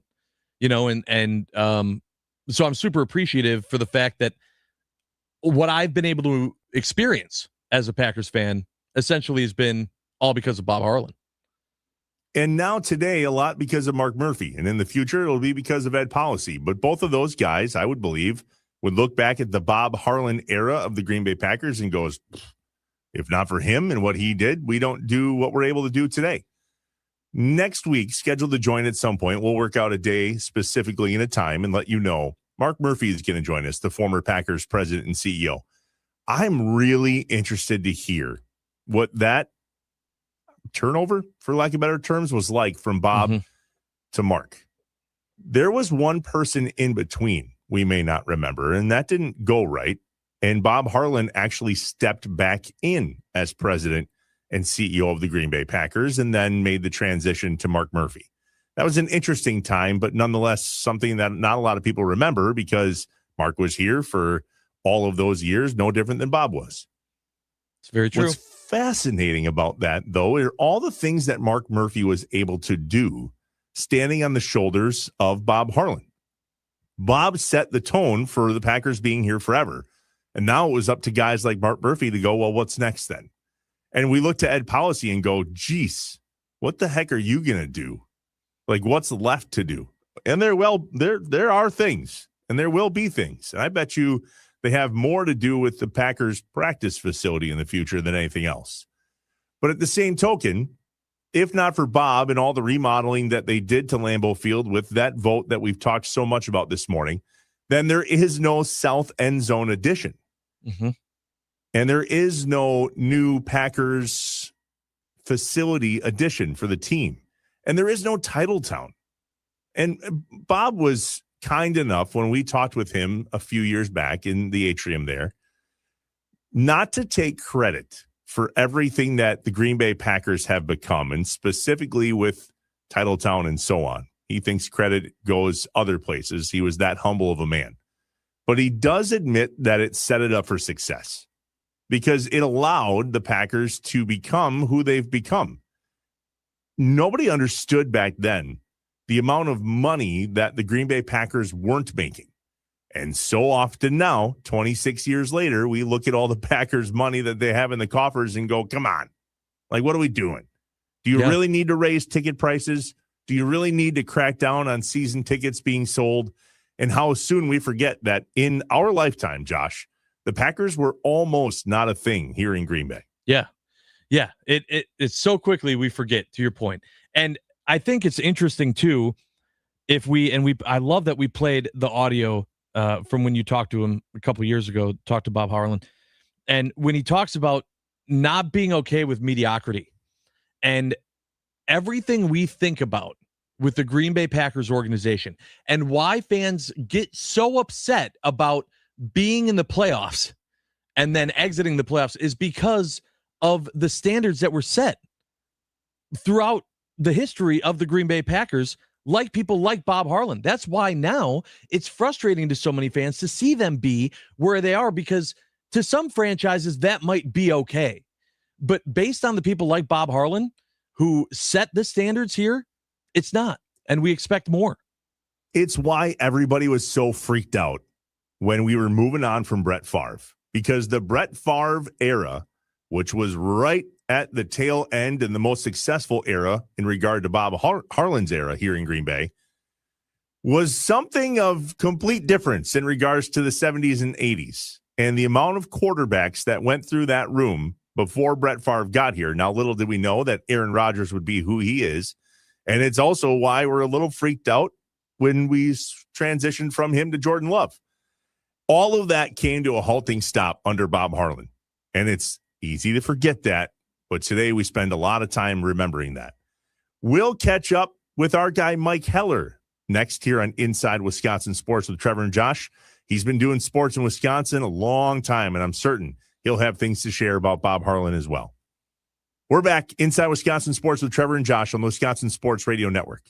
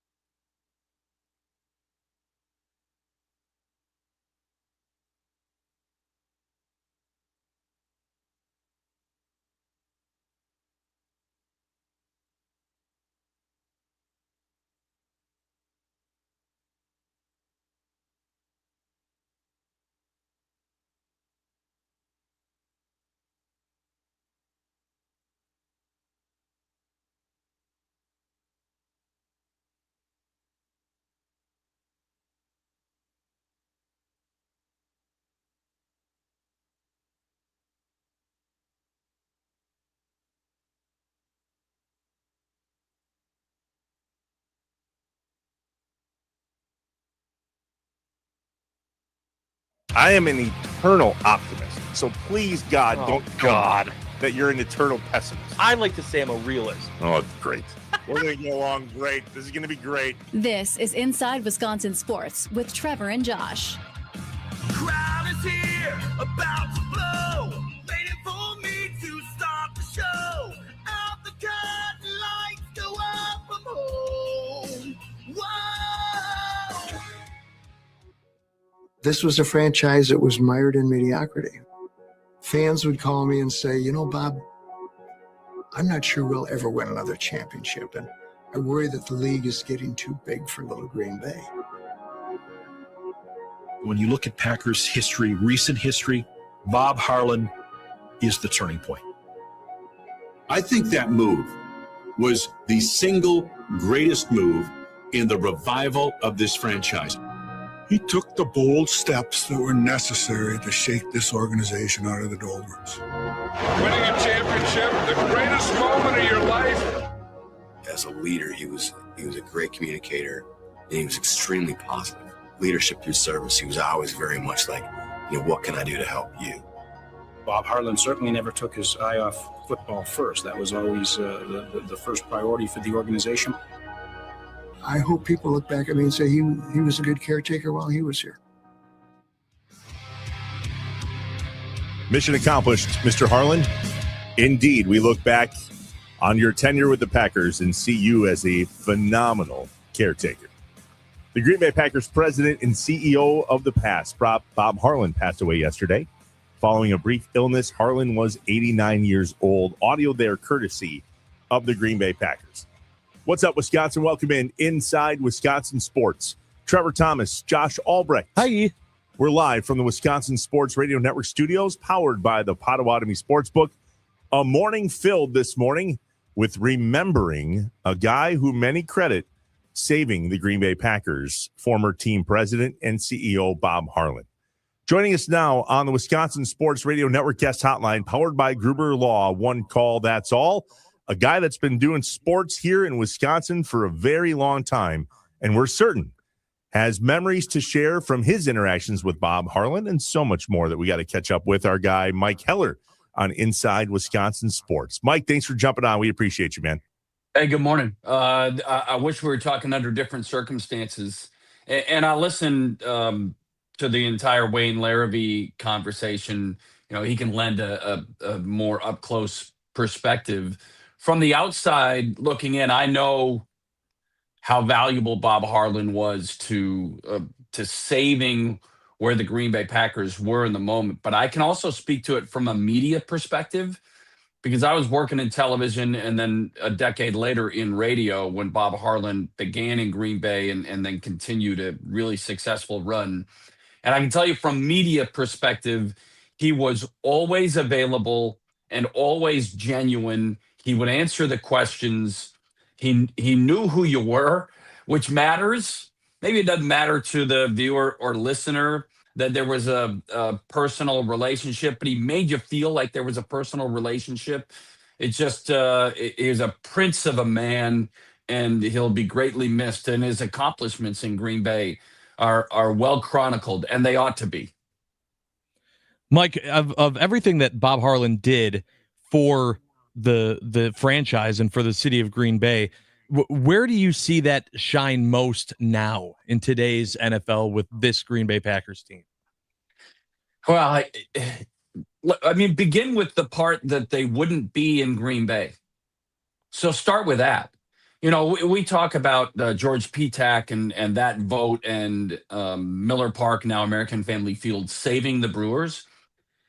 I don't know that enough people truly understand or believe that Bob Harlan was the lead in saving the Packers, because I don't think they would be in Green Bay. I think at some point in the early 1990s, had they not gotten the referendum pushed through and hadn't done what they did, they were very much a team that wouldn't be in Green Bay. And imagine that. I mean, I equated more towards the stadium in Milwaukee keeping the Brewers in, because had they left, had that stadium not been built and the Brewers relocated, Major League Baseball never returns to Milwaukee.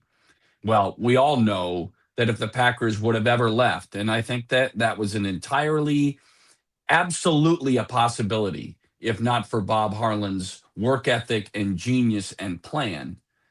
That's where I think it shows, Josh, is that I think they've maintained, and Bob Harlan knew that he had to hire the right people, but then stay out of the way. I've been in Madison for a really long time, and those who follow Wisconsin athletics will understand this.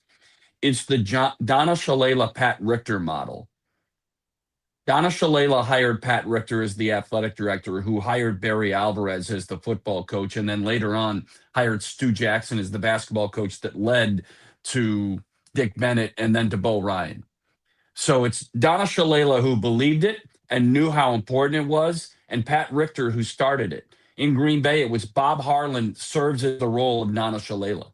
Put the right people in place and then let them do their job. And Bob knew how important the infrastructure, rebuilding the stadium, doing those things were going to be to the organization. Mike Heller joins us on Inside Wisconsin Sports with Trevor and Josh. Mike, it is March 6th, 6-5-4-3-2. Monday was March 2nd. Huh. And I believe you had some things happen on March 2nd, which happened to be a Monday. Yeah, Tell us it did. everything. Yeah, so on March 2nd, that was 6 months to the day that I was let go by iHeartRadio after 23 years. And, there's people in the room right now that understand how that feels. So Yes, sir. there was a pretty standard 6-month non-compete. March 2nd marked that date. So when I was doing the show for a lot of those years, I used to always say how much I love Mondays. And in the business world and in the working world, a lot of people don't love Mondays. They get the Sunday scaries, and Monday begins the work week. It's not their favorite day. But in sports talk, there is no better day. At any time of the year, there is no better day than a Monday every week, because there were either 3 Brewers games played since the last time we talked on the radio, or there was 3 Brewers games and a Badger football game and a Packers game. Or if you get out of that season, there was a weekend filled with sports. I love Mondays.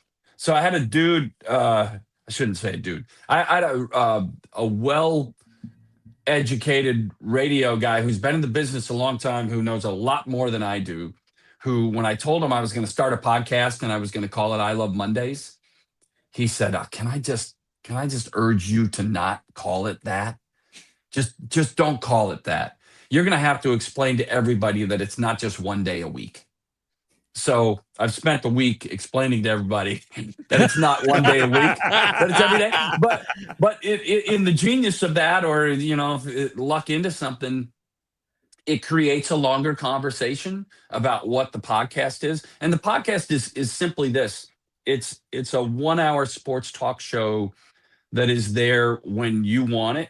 Now, we did it this week. I've made multiple mistakes, but this week we did it live every day at 2:00. Starting on Monday, we'll go live every day at 10 a.m.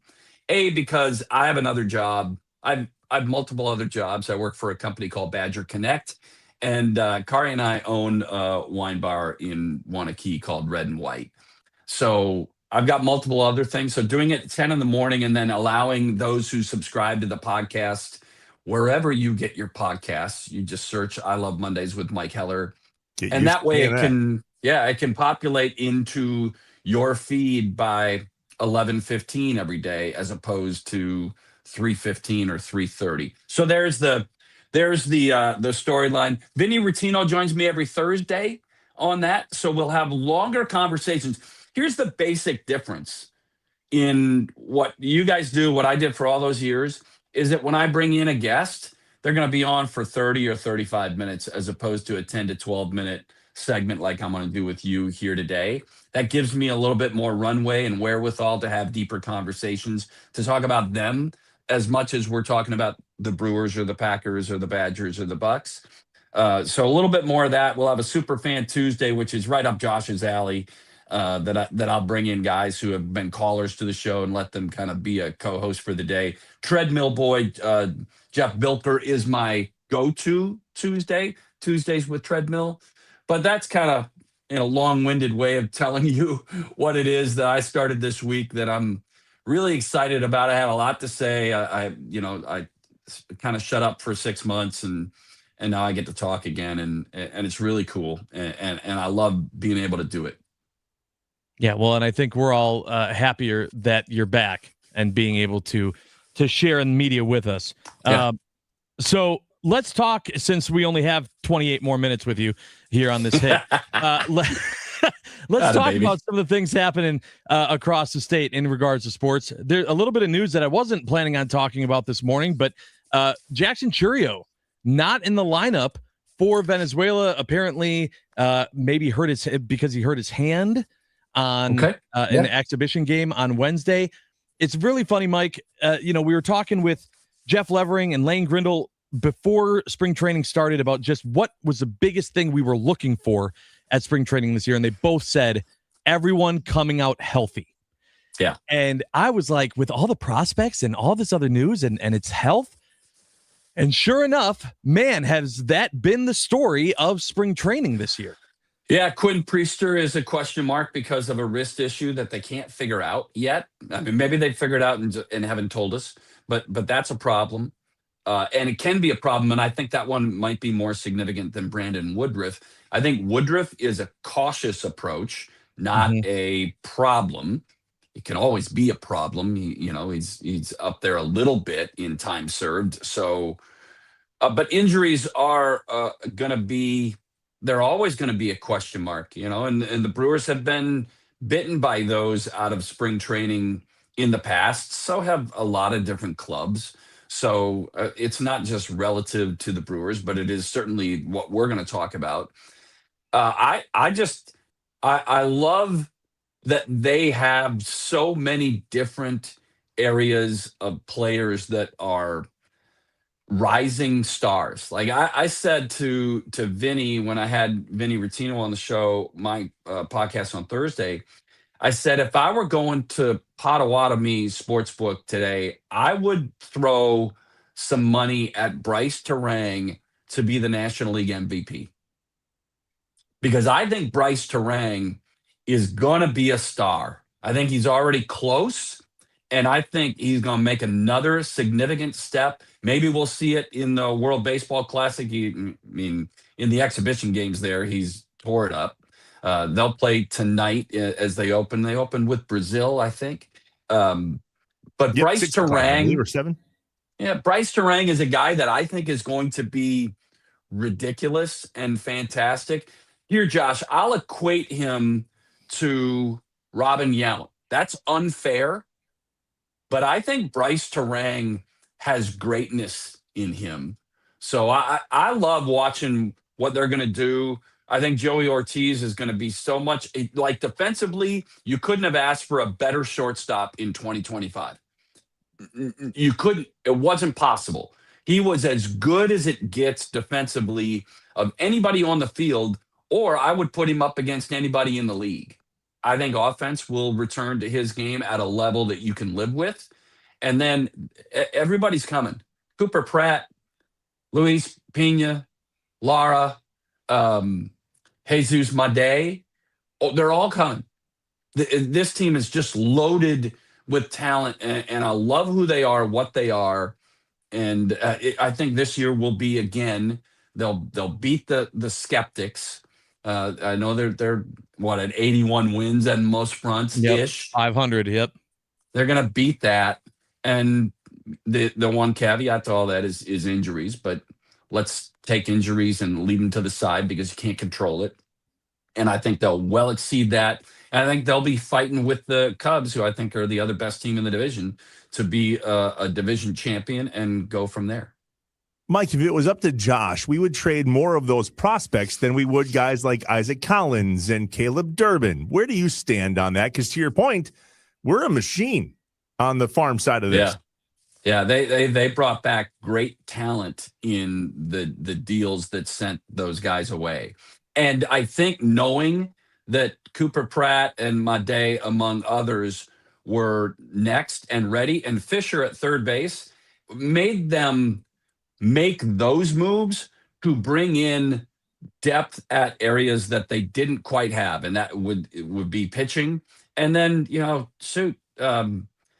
Jet's going to be somebody that Josh is going to like a lot, and I think that there are players there that, and I love Caleb Durbin, and he turned himself into something. He's going to be really good in Boston, I think.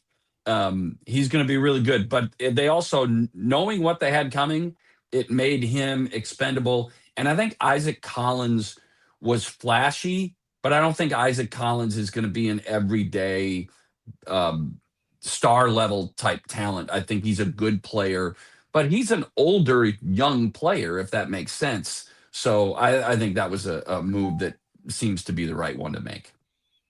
Yeah, I mean, when I had said that too, I'm looking at like the guys that we didn't expect to be talking about at this point. The Tyler Blacks, the Brandon Lockridges. These are the guys that, they're not on the top 100 list. They're not the guys that are touted. Just wait until these guys get here. And they also don't necessarily have a spot, even if they do crush it on the major league roster. We don't really have a spot to put them in the position they excel in. That's the thing of what do the Brewers do with those guys? That's why I say there's so many prospects. You have the guys that are waiting in the wings, and you're getting them warm to come on up. What about the other guys? What do they do with them? Yeah, Lockridge is interesting because I don't know. I asked Vinny yesterday, and I was wondering, the reason I asked is that I didn't have a good answer for it. If you had a 10-game stretch late April, beginning of May, sometime early third of the season, in those 10 games, who's your center fielder for what percentage of those 10 games? I'd like to think that it's Garrett Mitchell, but Garrett Mitchell, who yesterday had a heck of a day with a homer and a 3-run double. If he's healthy, there is an upside to him that is significant, but health is a concern. Blake Perkins is a center fielder, but he's not an everyday guy. I think he's a super utility outfielder who might be your best defensive option out there. But Lockridge or Jet Williams or others are going to occupy time, and part of that's because of injury. And so, yeah, maybe not the top 100 ascending stars that you're kind of referring to, but those guys make your team in different ways. And we see it all the time with Pat Murphy. Everybody goes, Pat doesn't pencil in that lineup and say, hey, this is my lineup for the next, 13 games. It changes every day, and those guys play a key role. So I'm excited to see it begin. And we're 20 days from the season and home opener against the White Sox. I think Miz is going to get the ball on opening day. I think that'll be awesome and exciting. There's a lot to look forward to. Mike Heller joins us on Inside Wisconsin Sports with Trevor and Josh. Mike, I'm not sure how much play-by-play you have stacked up on your resume, but I know you're tapping into it tomorrow. Tell us about Bowling with the Chumps from your perspective. Yeah, it'll be the first time I've called bowling. I've called hockey, right? I've called hockey, which I think is the toughest one to call. Much faster than bowling, yes. Yeah, correct. Yeah, is there somebody with me, Josh? Like, do I have an analyst? Oh, you're with me. I would say, listen, I'm just going to set you up over and over and over again to be the star that you are. Yeah, listen. So the people that you are following in this path is for John Kuhn. Was my color commentator for year one. Well, he walks into a bowling alley with the bag and a spare ball and the towels and everything else. Correct. I walk in and find that 14-pounder on the rack. yeah. You go, oh, what? Look at this, perfect. Yeah. Just the one I wanted. Yeah, traditional, old school. Yeah. All right. Down the lane. That's right. We had Tom Clark, PBA commissioner, year 2. Okay. My dad actually stepped in, and I got to do it with my pops, who's Wisconsin Bowling Hall of Fame, year legend. 3, and then we had Dan Needles last year, and now another UW Oshkosh legend, and now you joining us this year. So if anyone wants to bug Mike or go, hey, you had a take in 2022 that I completely disagreed with, but you can find him at Bowling with the Chumps tomorrow from 9 a.m. to 1 p.m. Having a lot of fun and raising money for a great cause. If that guy walks up to me, can I hang up on him? I mean, does that work in Absolutely. person? Like, how does that No, work? you got to have a red card. Red card. Yeah. Red card. Yeah, we'll give him a red card. I need to make my red and Bring your yellow. cards. Okay, yeah. Listen, I'm excited. I've never been to Bowling with the Chumps. I've never been invited to bowl. And now, how many people had to back out in order for me to get the call on this? Is there 5? At least 1, 2, 3, Yeah. 4. Yeah. Because I'm way down, Josh, I love you, but I'm down your list of phone calls to make on this. Well, listen, I don't want to admit this too much on air, but I do love Mike Keller more than Mike Keller loves Mondays. And I was just appreciative that you made the trip, that you're making the trip. It's coming from Madison to help us out. I really appreciate it. And it's going to be a great time. What time do you need me there? Yeah, 9 o'clock, 10 o'clock. Come hang out. We're gonna do something. $5. You can take a picture with Mike Keller. $20. Oh, is that right? In a dunk tank. Yeah, we got a lot of stuff. Damn, planned. that's fantastic. I need to know what to wear. I'm in a suit and tie, right, for this tomorrow. Yeah. Perfect. Yeah, that's exactly it. Yeah, I don't have a bowling shirt. I need one of those. You'll get one of the zip up hoodies. You bet. It'll be good. Have wine will travel. Go see Mike Keller and the rest of the crew at Bowling with the Chumps tomorrow from 9 a.m. to 1 p.m. Josh to support Sophia. Yep, at the New Berlin Ale House in New Berlin, 9 a.m. to 1 p.m. We will be there. I had to reach out to Josh I don't love earlier. Mondays, but I'm glad you do. I had to reach out to Josh earlier this week and say, "Hey, where am I going? Because I'm just going to go to the bowling alley in Milwaukee, right?" Yeah, just the one bowling alley. There's just the one. Yeah, I was like, "Oh, that's right." I should probably tell Mike where to go. I'll be there. Super excited about being there, Josh. I can't wait. I love what you're doing. Thanks for doing what you're doing. It makes a difference for Sophia and other families over the course of time. So I'm thrilled to be part of it. Can't wait. And I don't know. I'm probably going to leave pretty soon to get over there. So I'm there. Probably early. good call. Good call. Mike, good to see you, man. Thanks for jumping on. Yeah, thanks, guys. See ya. Thanks, Mike. Mike Keller joining us on the Wisconsin Sports Radio Network guest hotline, powered by Gruber Law. One call, that's all. He mentioned it there, Josh. There's been many a family over the year that you have helped with Bowling with the Chumps. Who's going to join us next? Yeah, so we're going to have on Jenny Schrader, who is the mom of Mary, who, this girl is an absolute superstar. And we were fortunate enough to be able to help her and her family at Bowling with the Chumps 3. And she's gonna come on and kind of give the perspective from the family on what exactly this event is and how much it means to the family, and hopefully everyone can help out however they can. Stick around. That's next. This is the Wisconsin Sports Radio Network studios, powered by the Potawatomi Sportsbook with Inside Wisconsin Sports with Trevor and Josh. Stay here.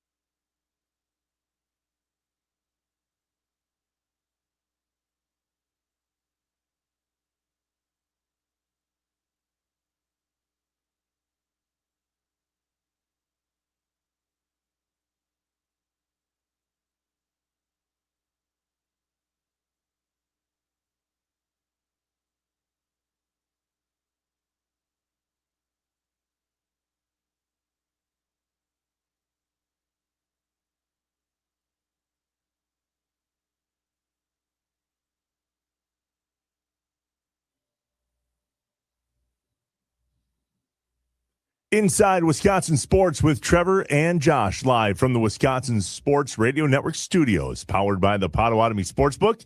Josh, tomorrow is year number 5 of an event that you hold every year for the last 5 years called Bowling with the Chumps. Tell us all about it. Yeah, so first of all, if you listen every day and you're going, we get it, Josh has a charity event. Well, then you guys better be there. Otherwise, I'm going to keep talking about it. So here's essentially how it all came to be. In 2016, for those that don't know, I lost my mom to cancer. I was in a very dark place. I was not doing well. And then I had a buddy who his 6-year-old daughter was had a brain tumor. And it just put everything into perspective for me because at the time, I had a baby, our firstborn.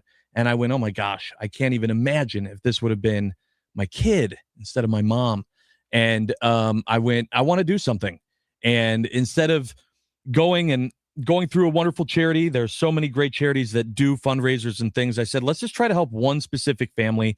There's no 501c3. Let's just see how many people with good hearts can get together and try to help a single family every year. And that's what we did, and that's what we continue to do with Bowling with the Chumps. The idea of the event, it is kind of a play on Bowling with the Champs. If you remember the TV show from years ago where they would have like local bowlers on and they would say, hey, this is Trevor. He bowls Wednesday nights and at this bowling alley, averages 205, works at blah, blah. And so we kind of have a play on that to where the top 4 bowlers at the event do a little step ladder, and we do the play-by-play as if it was Bowling with the Champs. Obviously, we just got done talking with Mike Heller. He'll be joining me this year as my color commentator. But the point of the whole event is to raise as much money as we can for the family. And this year it's for 1.5-year-old Sophia, who has leukemia. And just in talking to her mom and what they have to go through, and she wears like a chemo backpack to get her treatments because how do you tell a 1.5-year-old sit still? And so it's just been an incredibly tough journey for her, and we appreciate all the help. So bowling is full, but there are over 100 raffle items, over 20 silent auction items at the event. Stop by. You don't have to be there for the whole thing. You register. If you win a raffle item, we will call you. We can make arrangements to pick it up, or you can just come and donate. And if for some reason you can't make it to the event, shoot me a DM on Twitter at OnAirJosh, and I can get you in touch with the family. We can find out ways to support them as they go through the toughest time in their lives. Sophia and her family are featured this year as the beneficiaries of the fight that is Sophia's at 1.5 years old. Year 3 was Mary. Mm-hmm. Yep, Mary Schrader. Yep. And we have her mom, Jenny Schrader, on the phone now. And I got to say, Mary is a superstar. I absolutely love her. You're going to see her face on billboards everywhere. Every organization wants to have Mary be the face of their franchise, of their organization. And we're really honored and happy to welcome Jenny on with us today. Hi, Jenny. Hi, guys. How are you doing? We're doing great, Jenny. How are you? Awesome. We're hanging in there. We got a little illness in the house, but we're pushing through. We're happy to be talking right now and trying to get everybody to come to the Bowling with the Chumps. We were the people that thought that we were being scammed when Josh first reached out to us, and my husband goes, no, I know who he is. It's legit, and it was life-changing for us because it was such a difficult time for our family. Our daughter was smack in the middle of treatment. She was just diagnosed November 20th of 2023, and March 2nd, 2024 is when we had the event. And she had just come from a spinal tap with lots of chemo, and she was in a lot of pain, and she had mobility issues and couldn't walk, and it was a really hard time. We were isolated from friends and family, and we had to keep her safe because she was immunocompromised, and we didn't know what we were walking into. It's like, why are you doing this? And then we found out, and Josh explained the story, and I just remember walking in that day, and we had a wagon. And we either had to carry her because of her pain, or we had to pull her around in the wagon. And my husband and I walked in with her, and Mark's carrying her, and we couldn't even get in the door. And we were so overcome with joy and just appreciation and gratitude, because here's this bowling alley and there's people and we don't know who they are, and they're there for our family during the hardest times of our life. I mean, who does that? You know, who just shows up and is there? And these people had so much joy and they were so happy to be there, and they were grateful. You know, they were the ones that kept saying how grateful they were, you know, and it was just such an incredible experience, and we had so much fun. And, you know, I remember, you know, like I said, Mary was in so much pain, and, you know, she would complain. She'd be like, my legs hurt, you know, I can't stand. And my husband's carrying her around and had her up on the shoulders. And, you know, Josh has got her, she's throwing koozies and hats. And, you know, here she is, she's in tremendous pain. She's, you know, has all this medication. And we were like, you know, are you okay? You want to go? And she was like, no. She was having the time of her life, because that whole entire bowling alley was just filled with people. And there was so much good that came from that day. Yeah, and it was such an awesome day, a special day, and then the relationship, Jenny, that you and I built, and I was honored, and I talked about it on air when it happened, but to be able to be there when Mary rang the bell and had her final chemo and treatment, and was at Children's, and what a special, awesome day, and sharing that with everyone who is a part of Bowling with the Chumps and does this. They were all so proud of her. And that's what this kind of is, right? It's not a charity. It's just an event where a lot of good people get together and do whatever they can. And so, you know, that's what I'm asking. That's what Jenny's asking. That's what Trevor's asking, is come out tomorrow, 9 a.m. to 1 p.m. and just, you know, bring some money, throw it in a raffle, donate if you can, have a good time, grab a drink, and realize that we're all just there to help a family that's going through something that, God forbid, any of us ever have to. Exactly. And it's a lifelong diagnosis. You know, we had 800 days of treatment for her, and, you know, we're just in the hospital. We have to go every month. She has to go the rest of her life. You know, there's the treatment causes horrific side effects, and, you know, it's all things that you just don't understand until it's your world. And we just appreciate that you saw a need for this and that you stepped up, because this world is full of so many wonderful people that want to help and want to be there, but they don't know what to do. And this is a perfect opportunity. You don't have to know the family. Every single dollar that is donated goes to the family, and it's life altering. And it's things that, you know, we were able to take her to American Girl, and we were able to buy a pool heater for our pool, because that helps her muscle function, and she, you know, helped her to regain mobility. It's the little things that, you know, you can contribute. And this is a perfect opportunity. Show up, send Josh a message if you can't, and just be present. Change somebody's life. It's possible. You can do that, and we appreciate it. Jenny, rare is the person that understands the power of community until it's the community that's wrapping their arms around you. Can you talk about how incredible of a community we live in? Oh my gosh. It's, you know, you never expect that your child would be diagnosed with cancer, let alone all of the amazing, incredible, wonderful things and opportunities that have come from her diagnosis. Like, how do you even fathom that? You know, how do you explain that? How do you begin with that? But I think it's also, you know, like I said, we live in a community where we have an amazing hospital, and we have amazing resources, and so many people that have been affected. Every single person I know has been affected by cancer, right? So it's the doing. We have the ways, we have the people, we have the heart. Our community is just, it's given our families so much opportunity to help heal as well, and then to also be the face, right?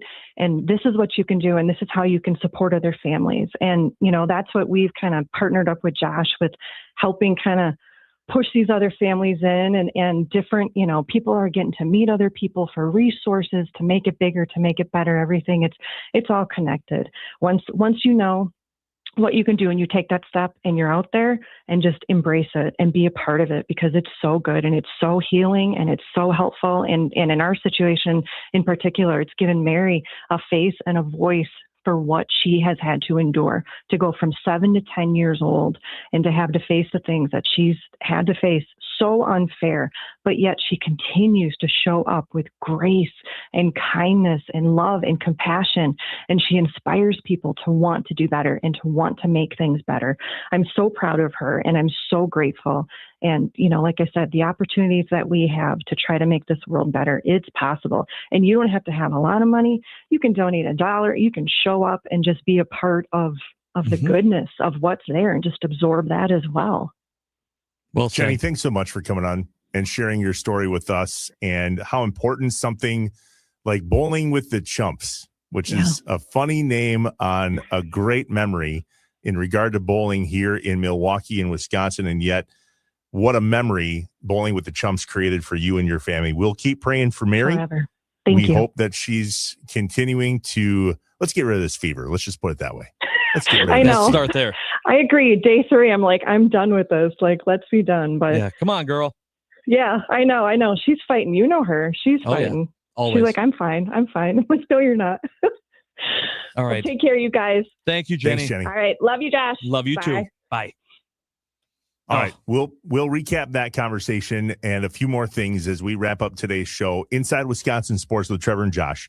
When we come back on the Wisconsin Sports Radio Network, those studios powered by the Potawatomi Sportsbook.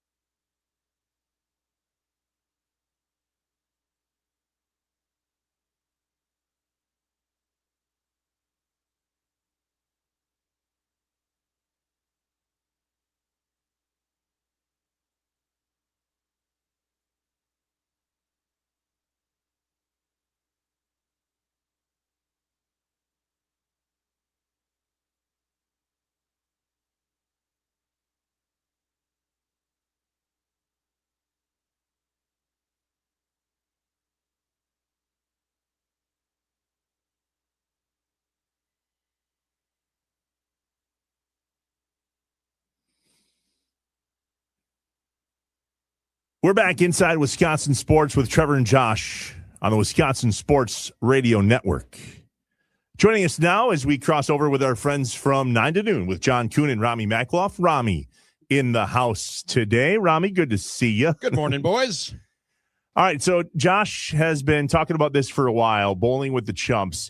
It's hard, right? Because Josh isn't a charity. Josh doesn't have his own 501c3. And when someone owns their own business, Josh, most of the time when the business donates to something like this, they ask for a receipt in return because ultimately it's a tax write-off. 100%. And this one isn't. There's no 501c3 attached to this. This is you and your family out of the goodness of your heart for a great cause, putting on an event that's going to support a 1.5-year-old girl fighting cancer. Yes. Yeah. And, so go ahead. And I want to just say, like, the whole reason why is, if for some reason the government ever came to me and said, hey, we need to see, I go, I don't know what you're talking about. Listen, I can show you what I have through my Venmo. And besides that, that's it. And it's truly just an event of good people getting together. And it's a one-day thing. All I'm really doing is organizing a lot of great people that are willing to give. That want to help. That's it. Yeah. All right. So here's the surprise for Josh this morning. We talked off air, and I asked Josh if he was comfortable putting his Venmo out there online. And these are things, especially when somebody like Josh is using all things personal, right? Well, my business is attached to my Venmo. And so what I'm going to do, Josh, is I'm going to put out my personal Venmo. It is my full name. Stalk me if you want. You can't get blood out of a turnip. And in support of Bowling with the Chumps, Inside Wisconsin is pledging $500. Wow. Dude. Awesome. Oh, now it's amazing. Thank you. Let's get it matched. I'll match it. Let's match it. I can't match that. I'll do $100. I'll do $100. I'll send that's 100. I'll send that right to your Venmo. Josh, you can give me your Venmo. Yeah, I'll give Rami. I'll send that Venmo, to you. yeah. I'll toss in $100. So man. I'm going to do this. I'm going to do this 200% transparently. I'm going to screenshot the zero balance as we start. And when I walk in to Bowling with the Chumps at 9 a.m. tomorrow morning, I will have a check in my hand on behalf of all of you. I will hand it to Josh, and I will show you a zero balance. I'll show you how much we raised. I'll show you a zero balance. I'll show you the check without our number on it.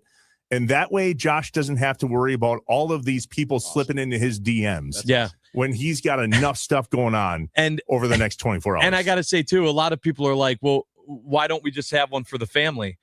Yeah, I don't know if you heard when we had Jenny on. The family's kind of going through a lot. Yeah. And so I don't necessarily need 150 people Venmoing as much as they appreciate it. Yeah. I'm like, no, let's just collect it and then I'll transfer it to them and then they can do what they need with it. But it's just, yeah. So thank you, Trevor. Man, that's awesome. And to anyone who can match or just be a part of this, I appreciate it. Listen, we're all here for a short amount of time. We talked about how much of a beautiful, brilliant life, Bob Harlan had at 89 years old and the legacy that he left. Right. And I look at this event and I didn't plan on it, but this is year 5 of just me getting a bunch of people together and that are helping a family that needs help. And so if this is my legacy, I'm damn proud of that. And it doesn't happen without the generosity of so many that just go, yeah, I don't know this family either, but damn, I'd sure hate to go through what they are. And that's the nucleus behind all of it. And so appreciate everyone. And by all means, you don't have to just send the money. If you can make it to the event, come on down, put that money towards something you can win. As I mentioned, we have over 20 silent auction items, ranging in price from $300 to $1,500. We have over 100 ticketed raffle items. There's plenty of stuff to win. Have a great time. Join us. Support the family. New Berlin Ale House in New Berlin tomorrow. The event's going to go from 9 a.m. to 1 p.m. You do not have to be present to win ticketed raffle items. We will call you if you won. Please show up and help. All right. So at On Air Josh is where Josh is on Twitter. At Trevor Thomas IW is where I am. I just posted my Venmo account there. I took a screenshot of the zero balance that I'm going to put there. And listen, I don't know what I'm risking, but I'm just going to give it out over the radio as well. It is at Trevor, Trevor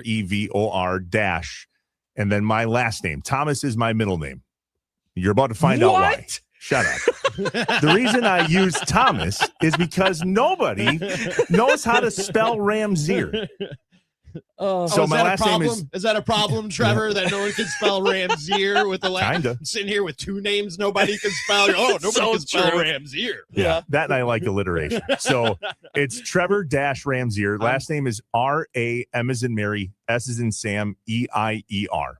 That's my Venmo at Trevor-Ramsier. It's at Trevor Thomas IW. Josh is at On Air Josh. Support now. You have 24 hours. Thank you, pledging- Jeff and Katie. $100. Thank you. Love you guys. I'm scanning the QR code right now and sending 100 myself, gentlemen. And we'll plug this all morning on the, I appreciate on the it. 9 to noon program. I really do. And get people out there. So Josh needs another thing on his plate like a hole in the head. yeah, really. Listen, I have been averaging about 3 hours of sleep for like the last week and a half. And so I am super duper emotional, more than usual, but you guys are all awesome. And this is awesome. I'm just so appreciative to everyone. All right. So we'll watch the Venmo climb today. We'll keep the information out there. Just go to Twitter. I know that not everybody has Twitter, but you can still search it. Just search Twitter at Trevor Thomas IW. Again, Josh is at On Air Josh. Scan the QR code. Make a donation. When I enter tomorrow, I'm going to just hand Josh a check. We'll take a picture. We'll cover the note. We'll show the amount that you guys raised. We'll show a zero balance in the Venmo account. We'll transfer it. Listen, I'm dumb enough not to know what I'm risking, frankly. Yeah, well, and I'm happy for it. You know, I appreciate that. I really do. And you know, this is the type of stuff we talk about, boys, of just, you know, having it be bigger than us. We have a platform.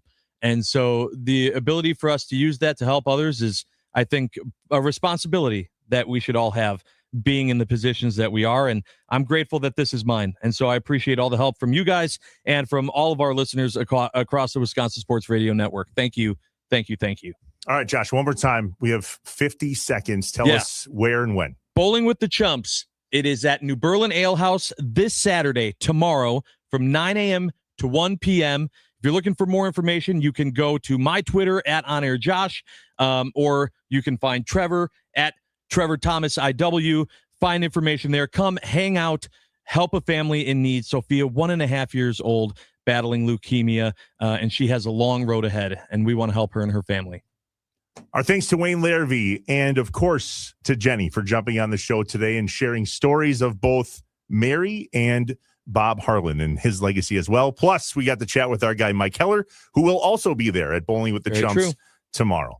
I don't know if you caught it, Josh, but he's planning on doing play-by-play, so enjoy that color commentary. Yeah, I didn't know he was taking my job. We're live from the Wisconsin Sports Radio Network studios, powered by the Potawatomi Sportsbook. It's Inside Wisconsin Sports with Trevor and Josh. See you Monday. Because we're not done yet. Yeah, I'll make sure I play.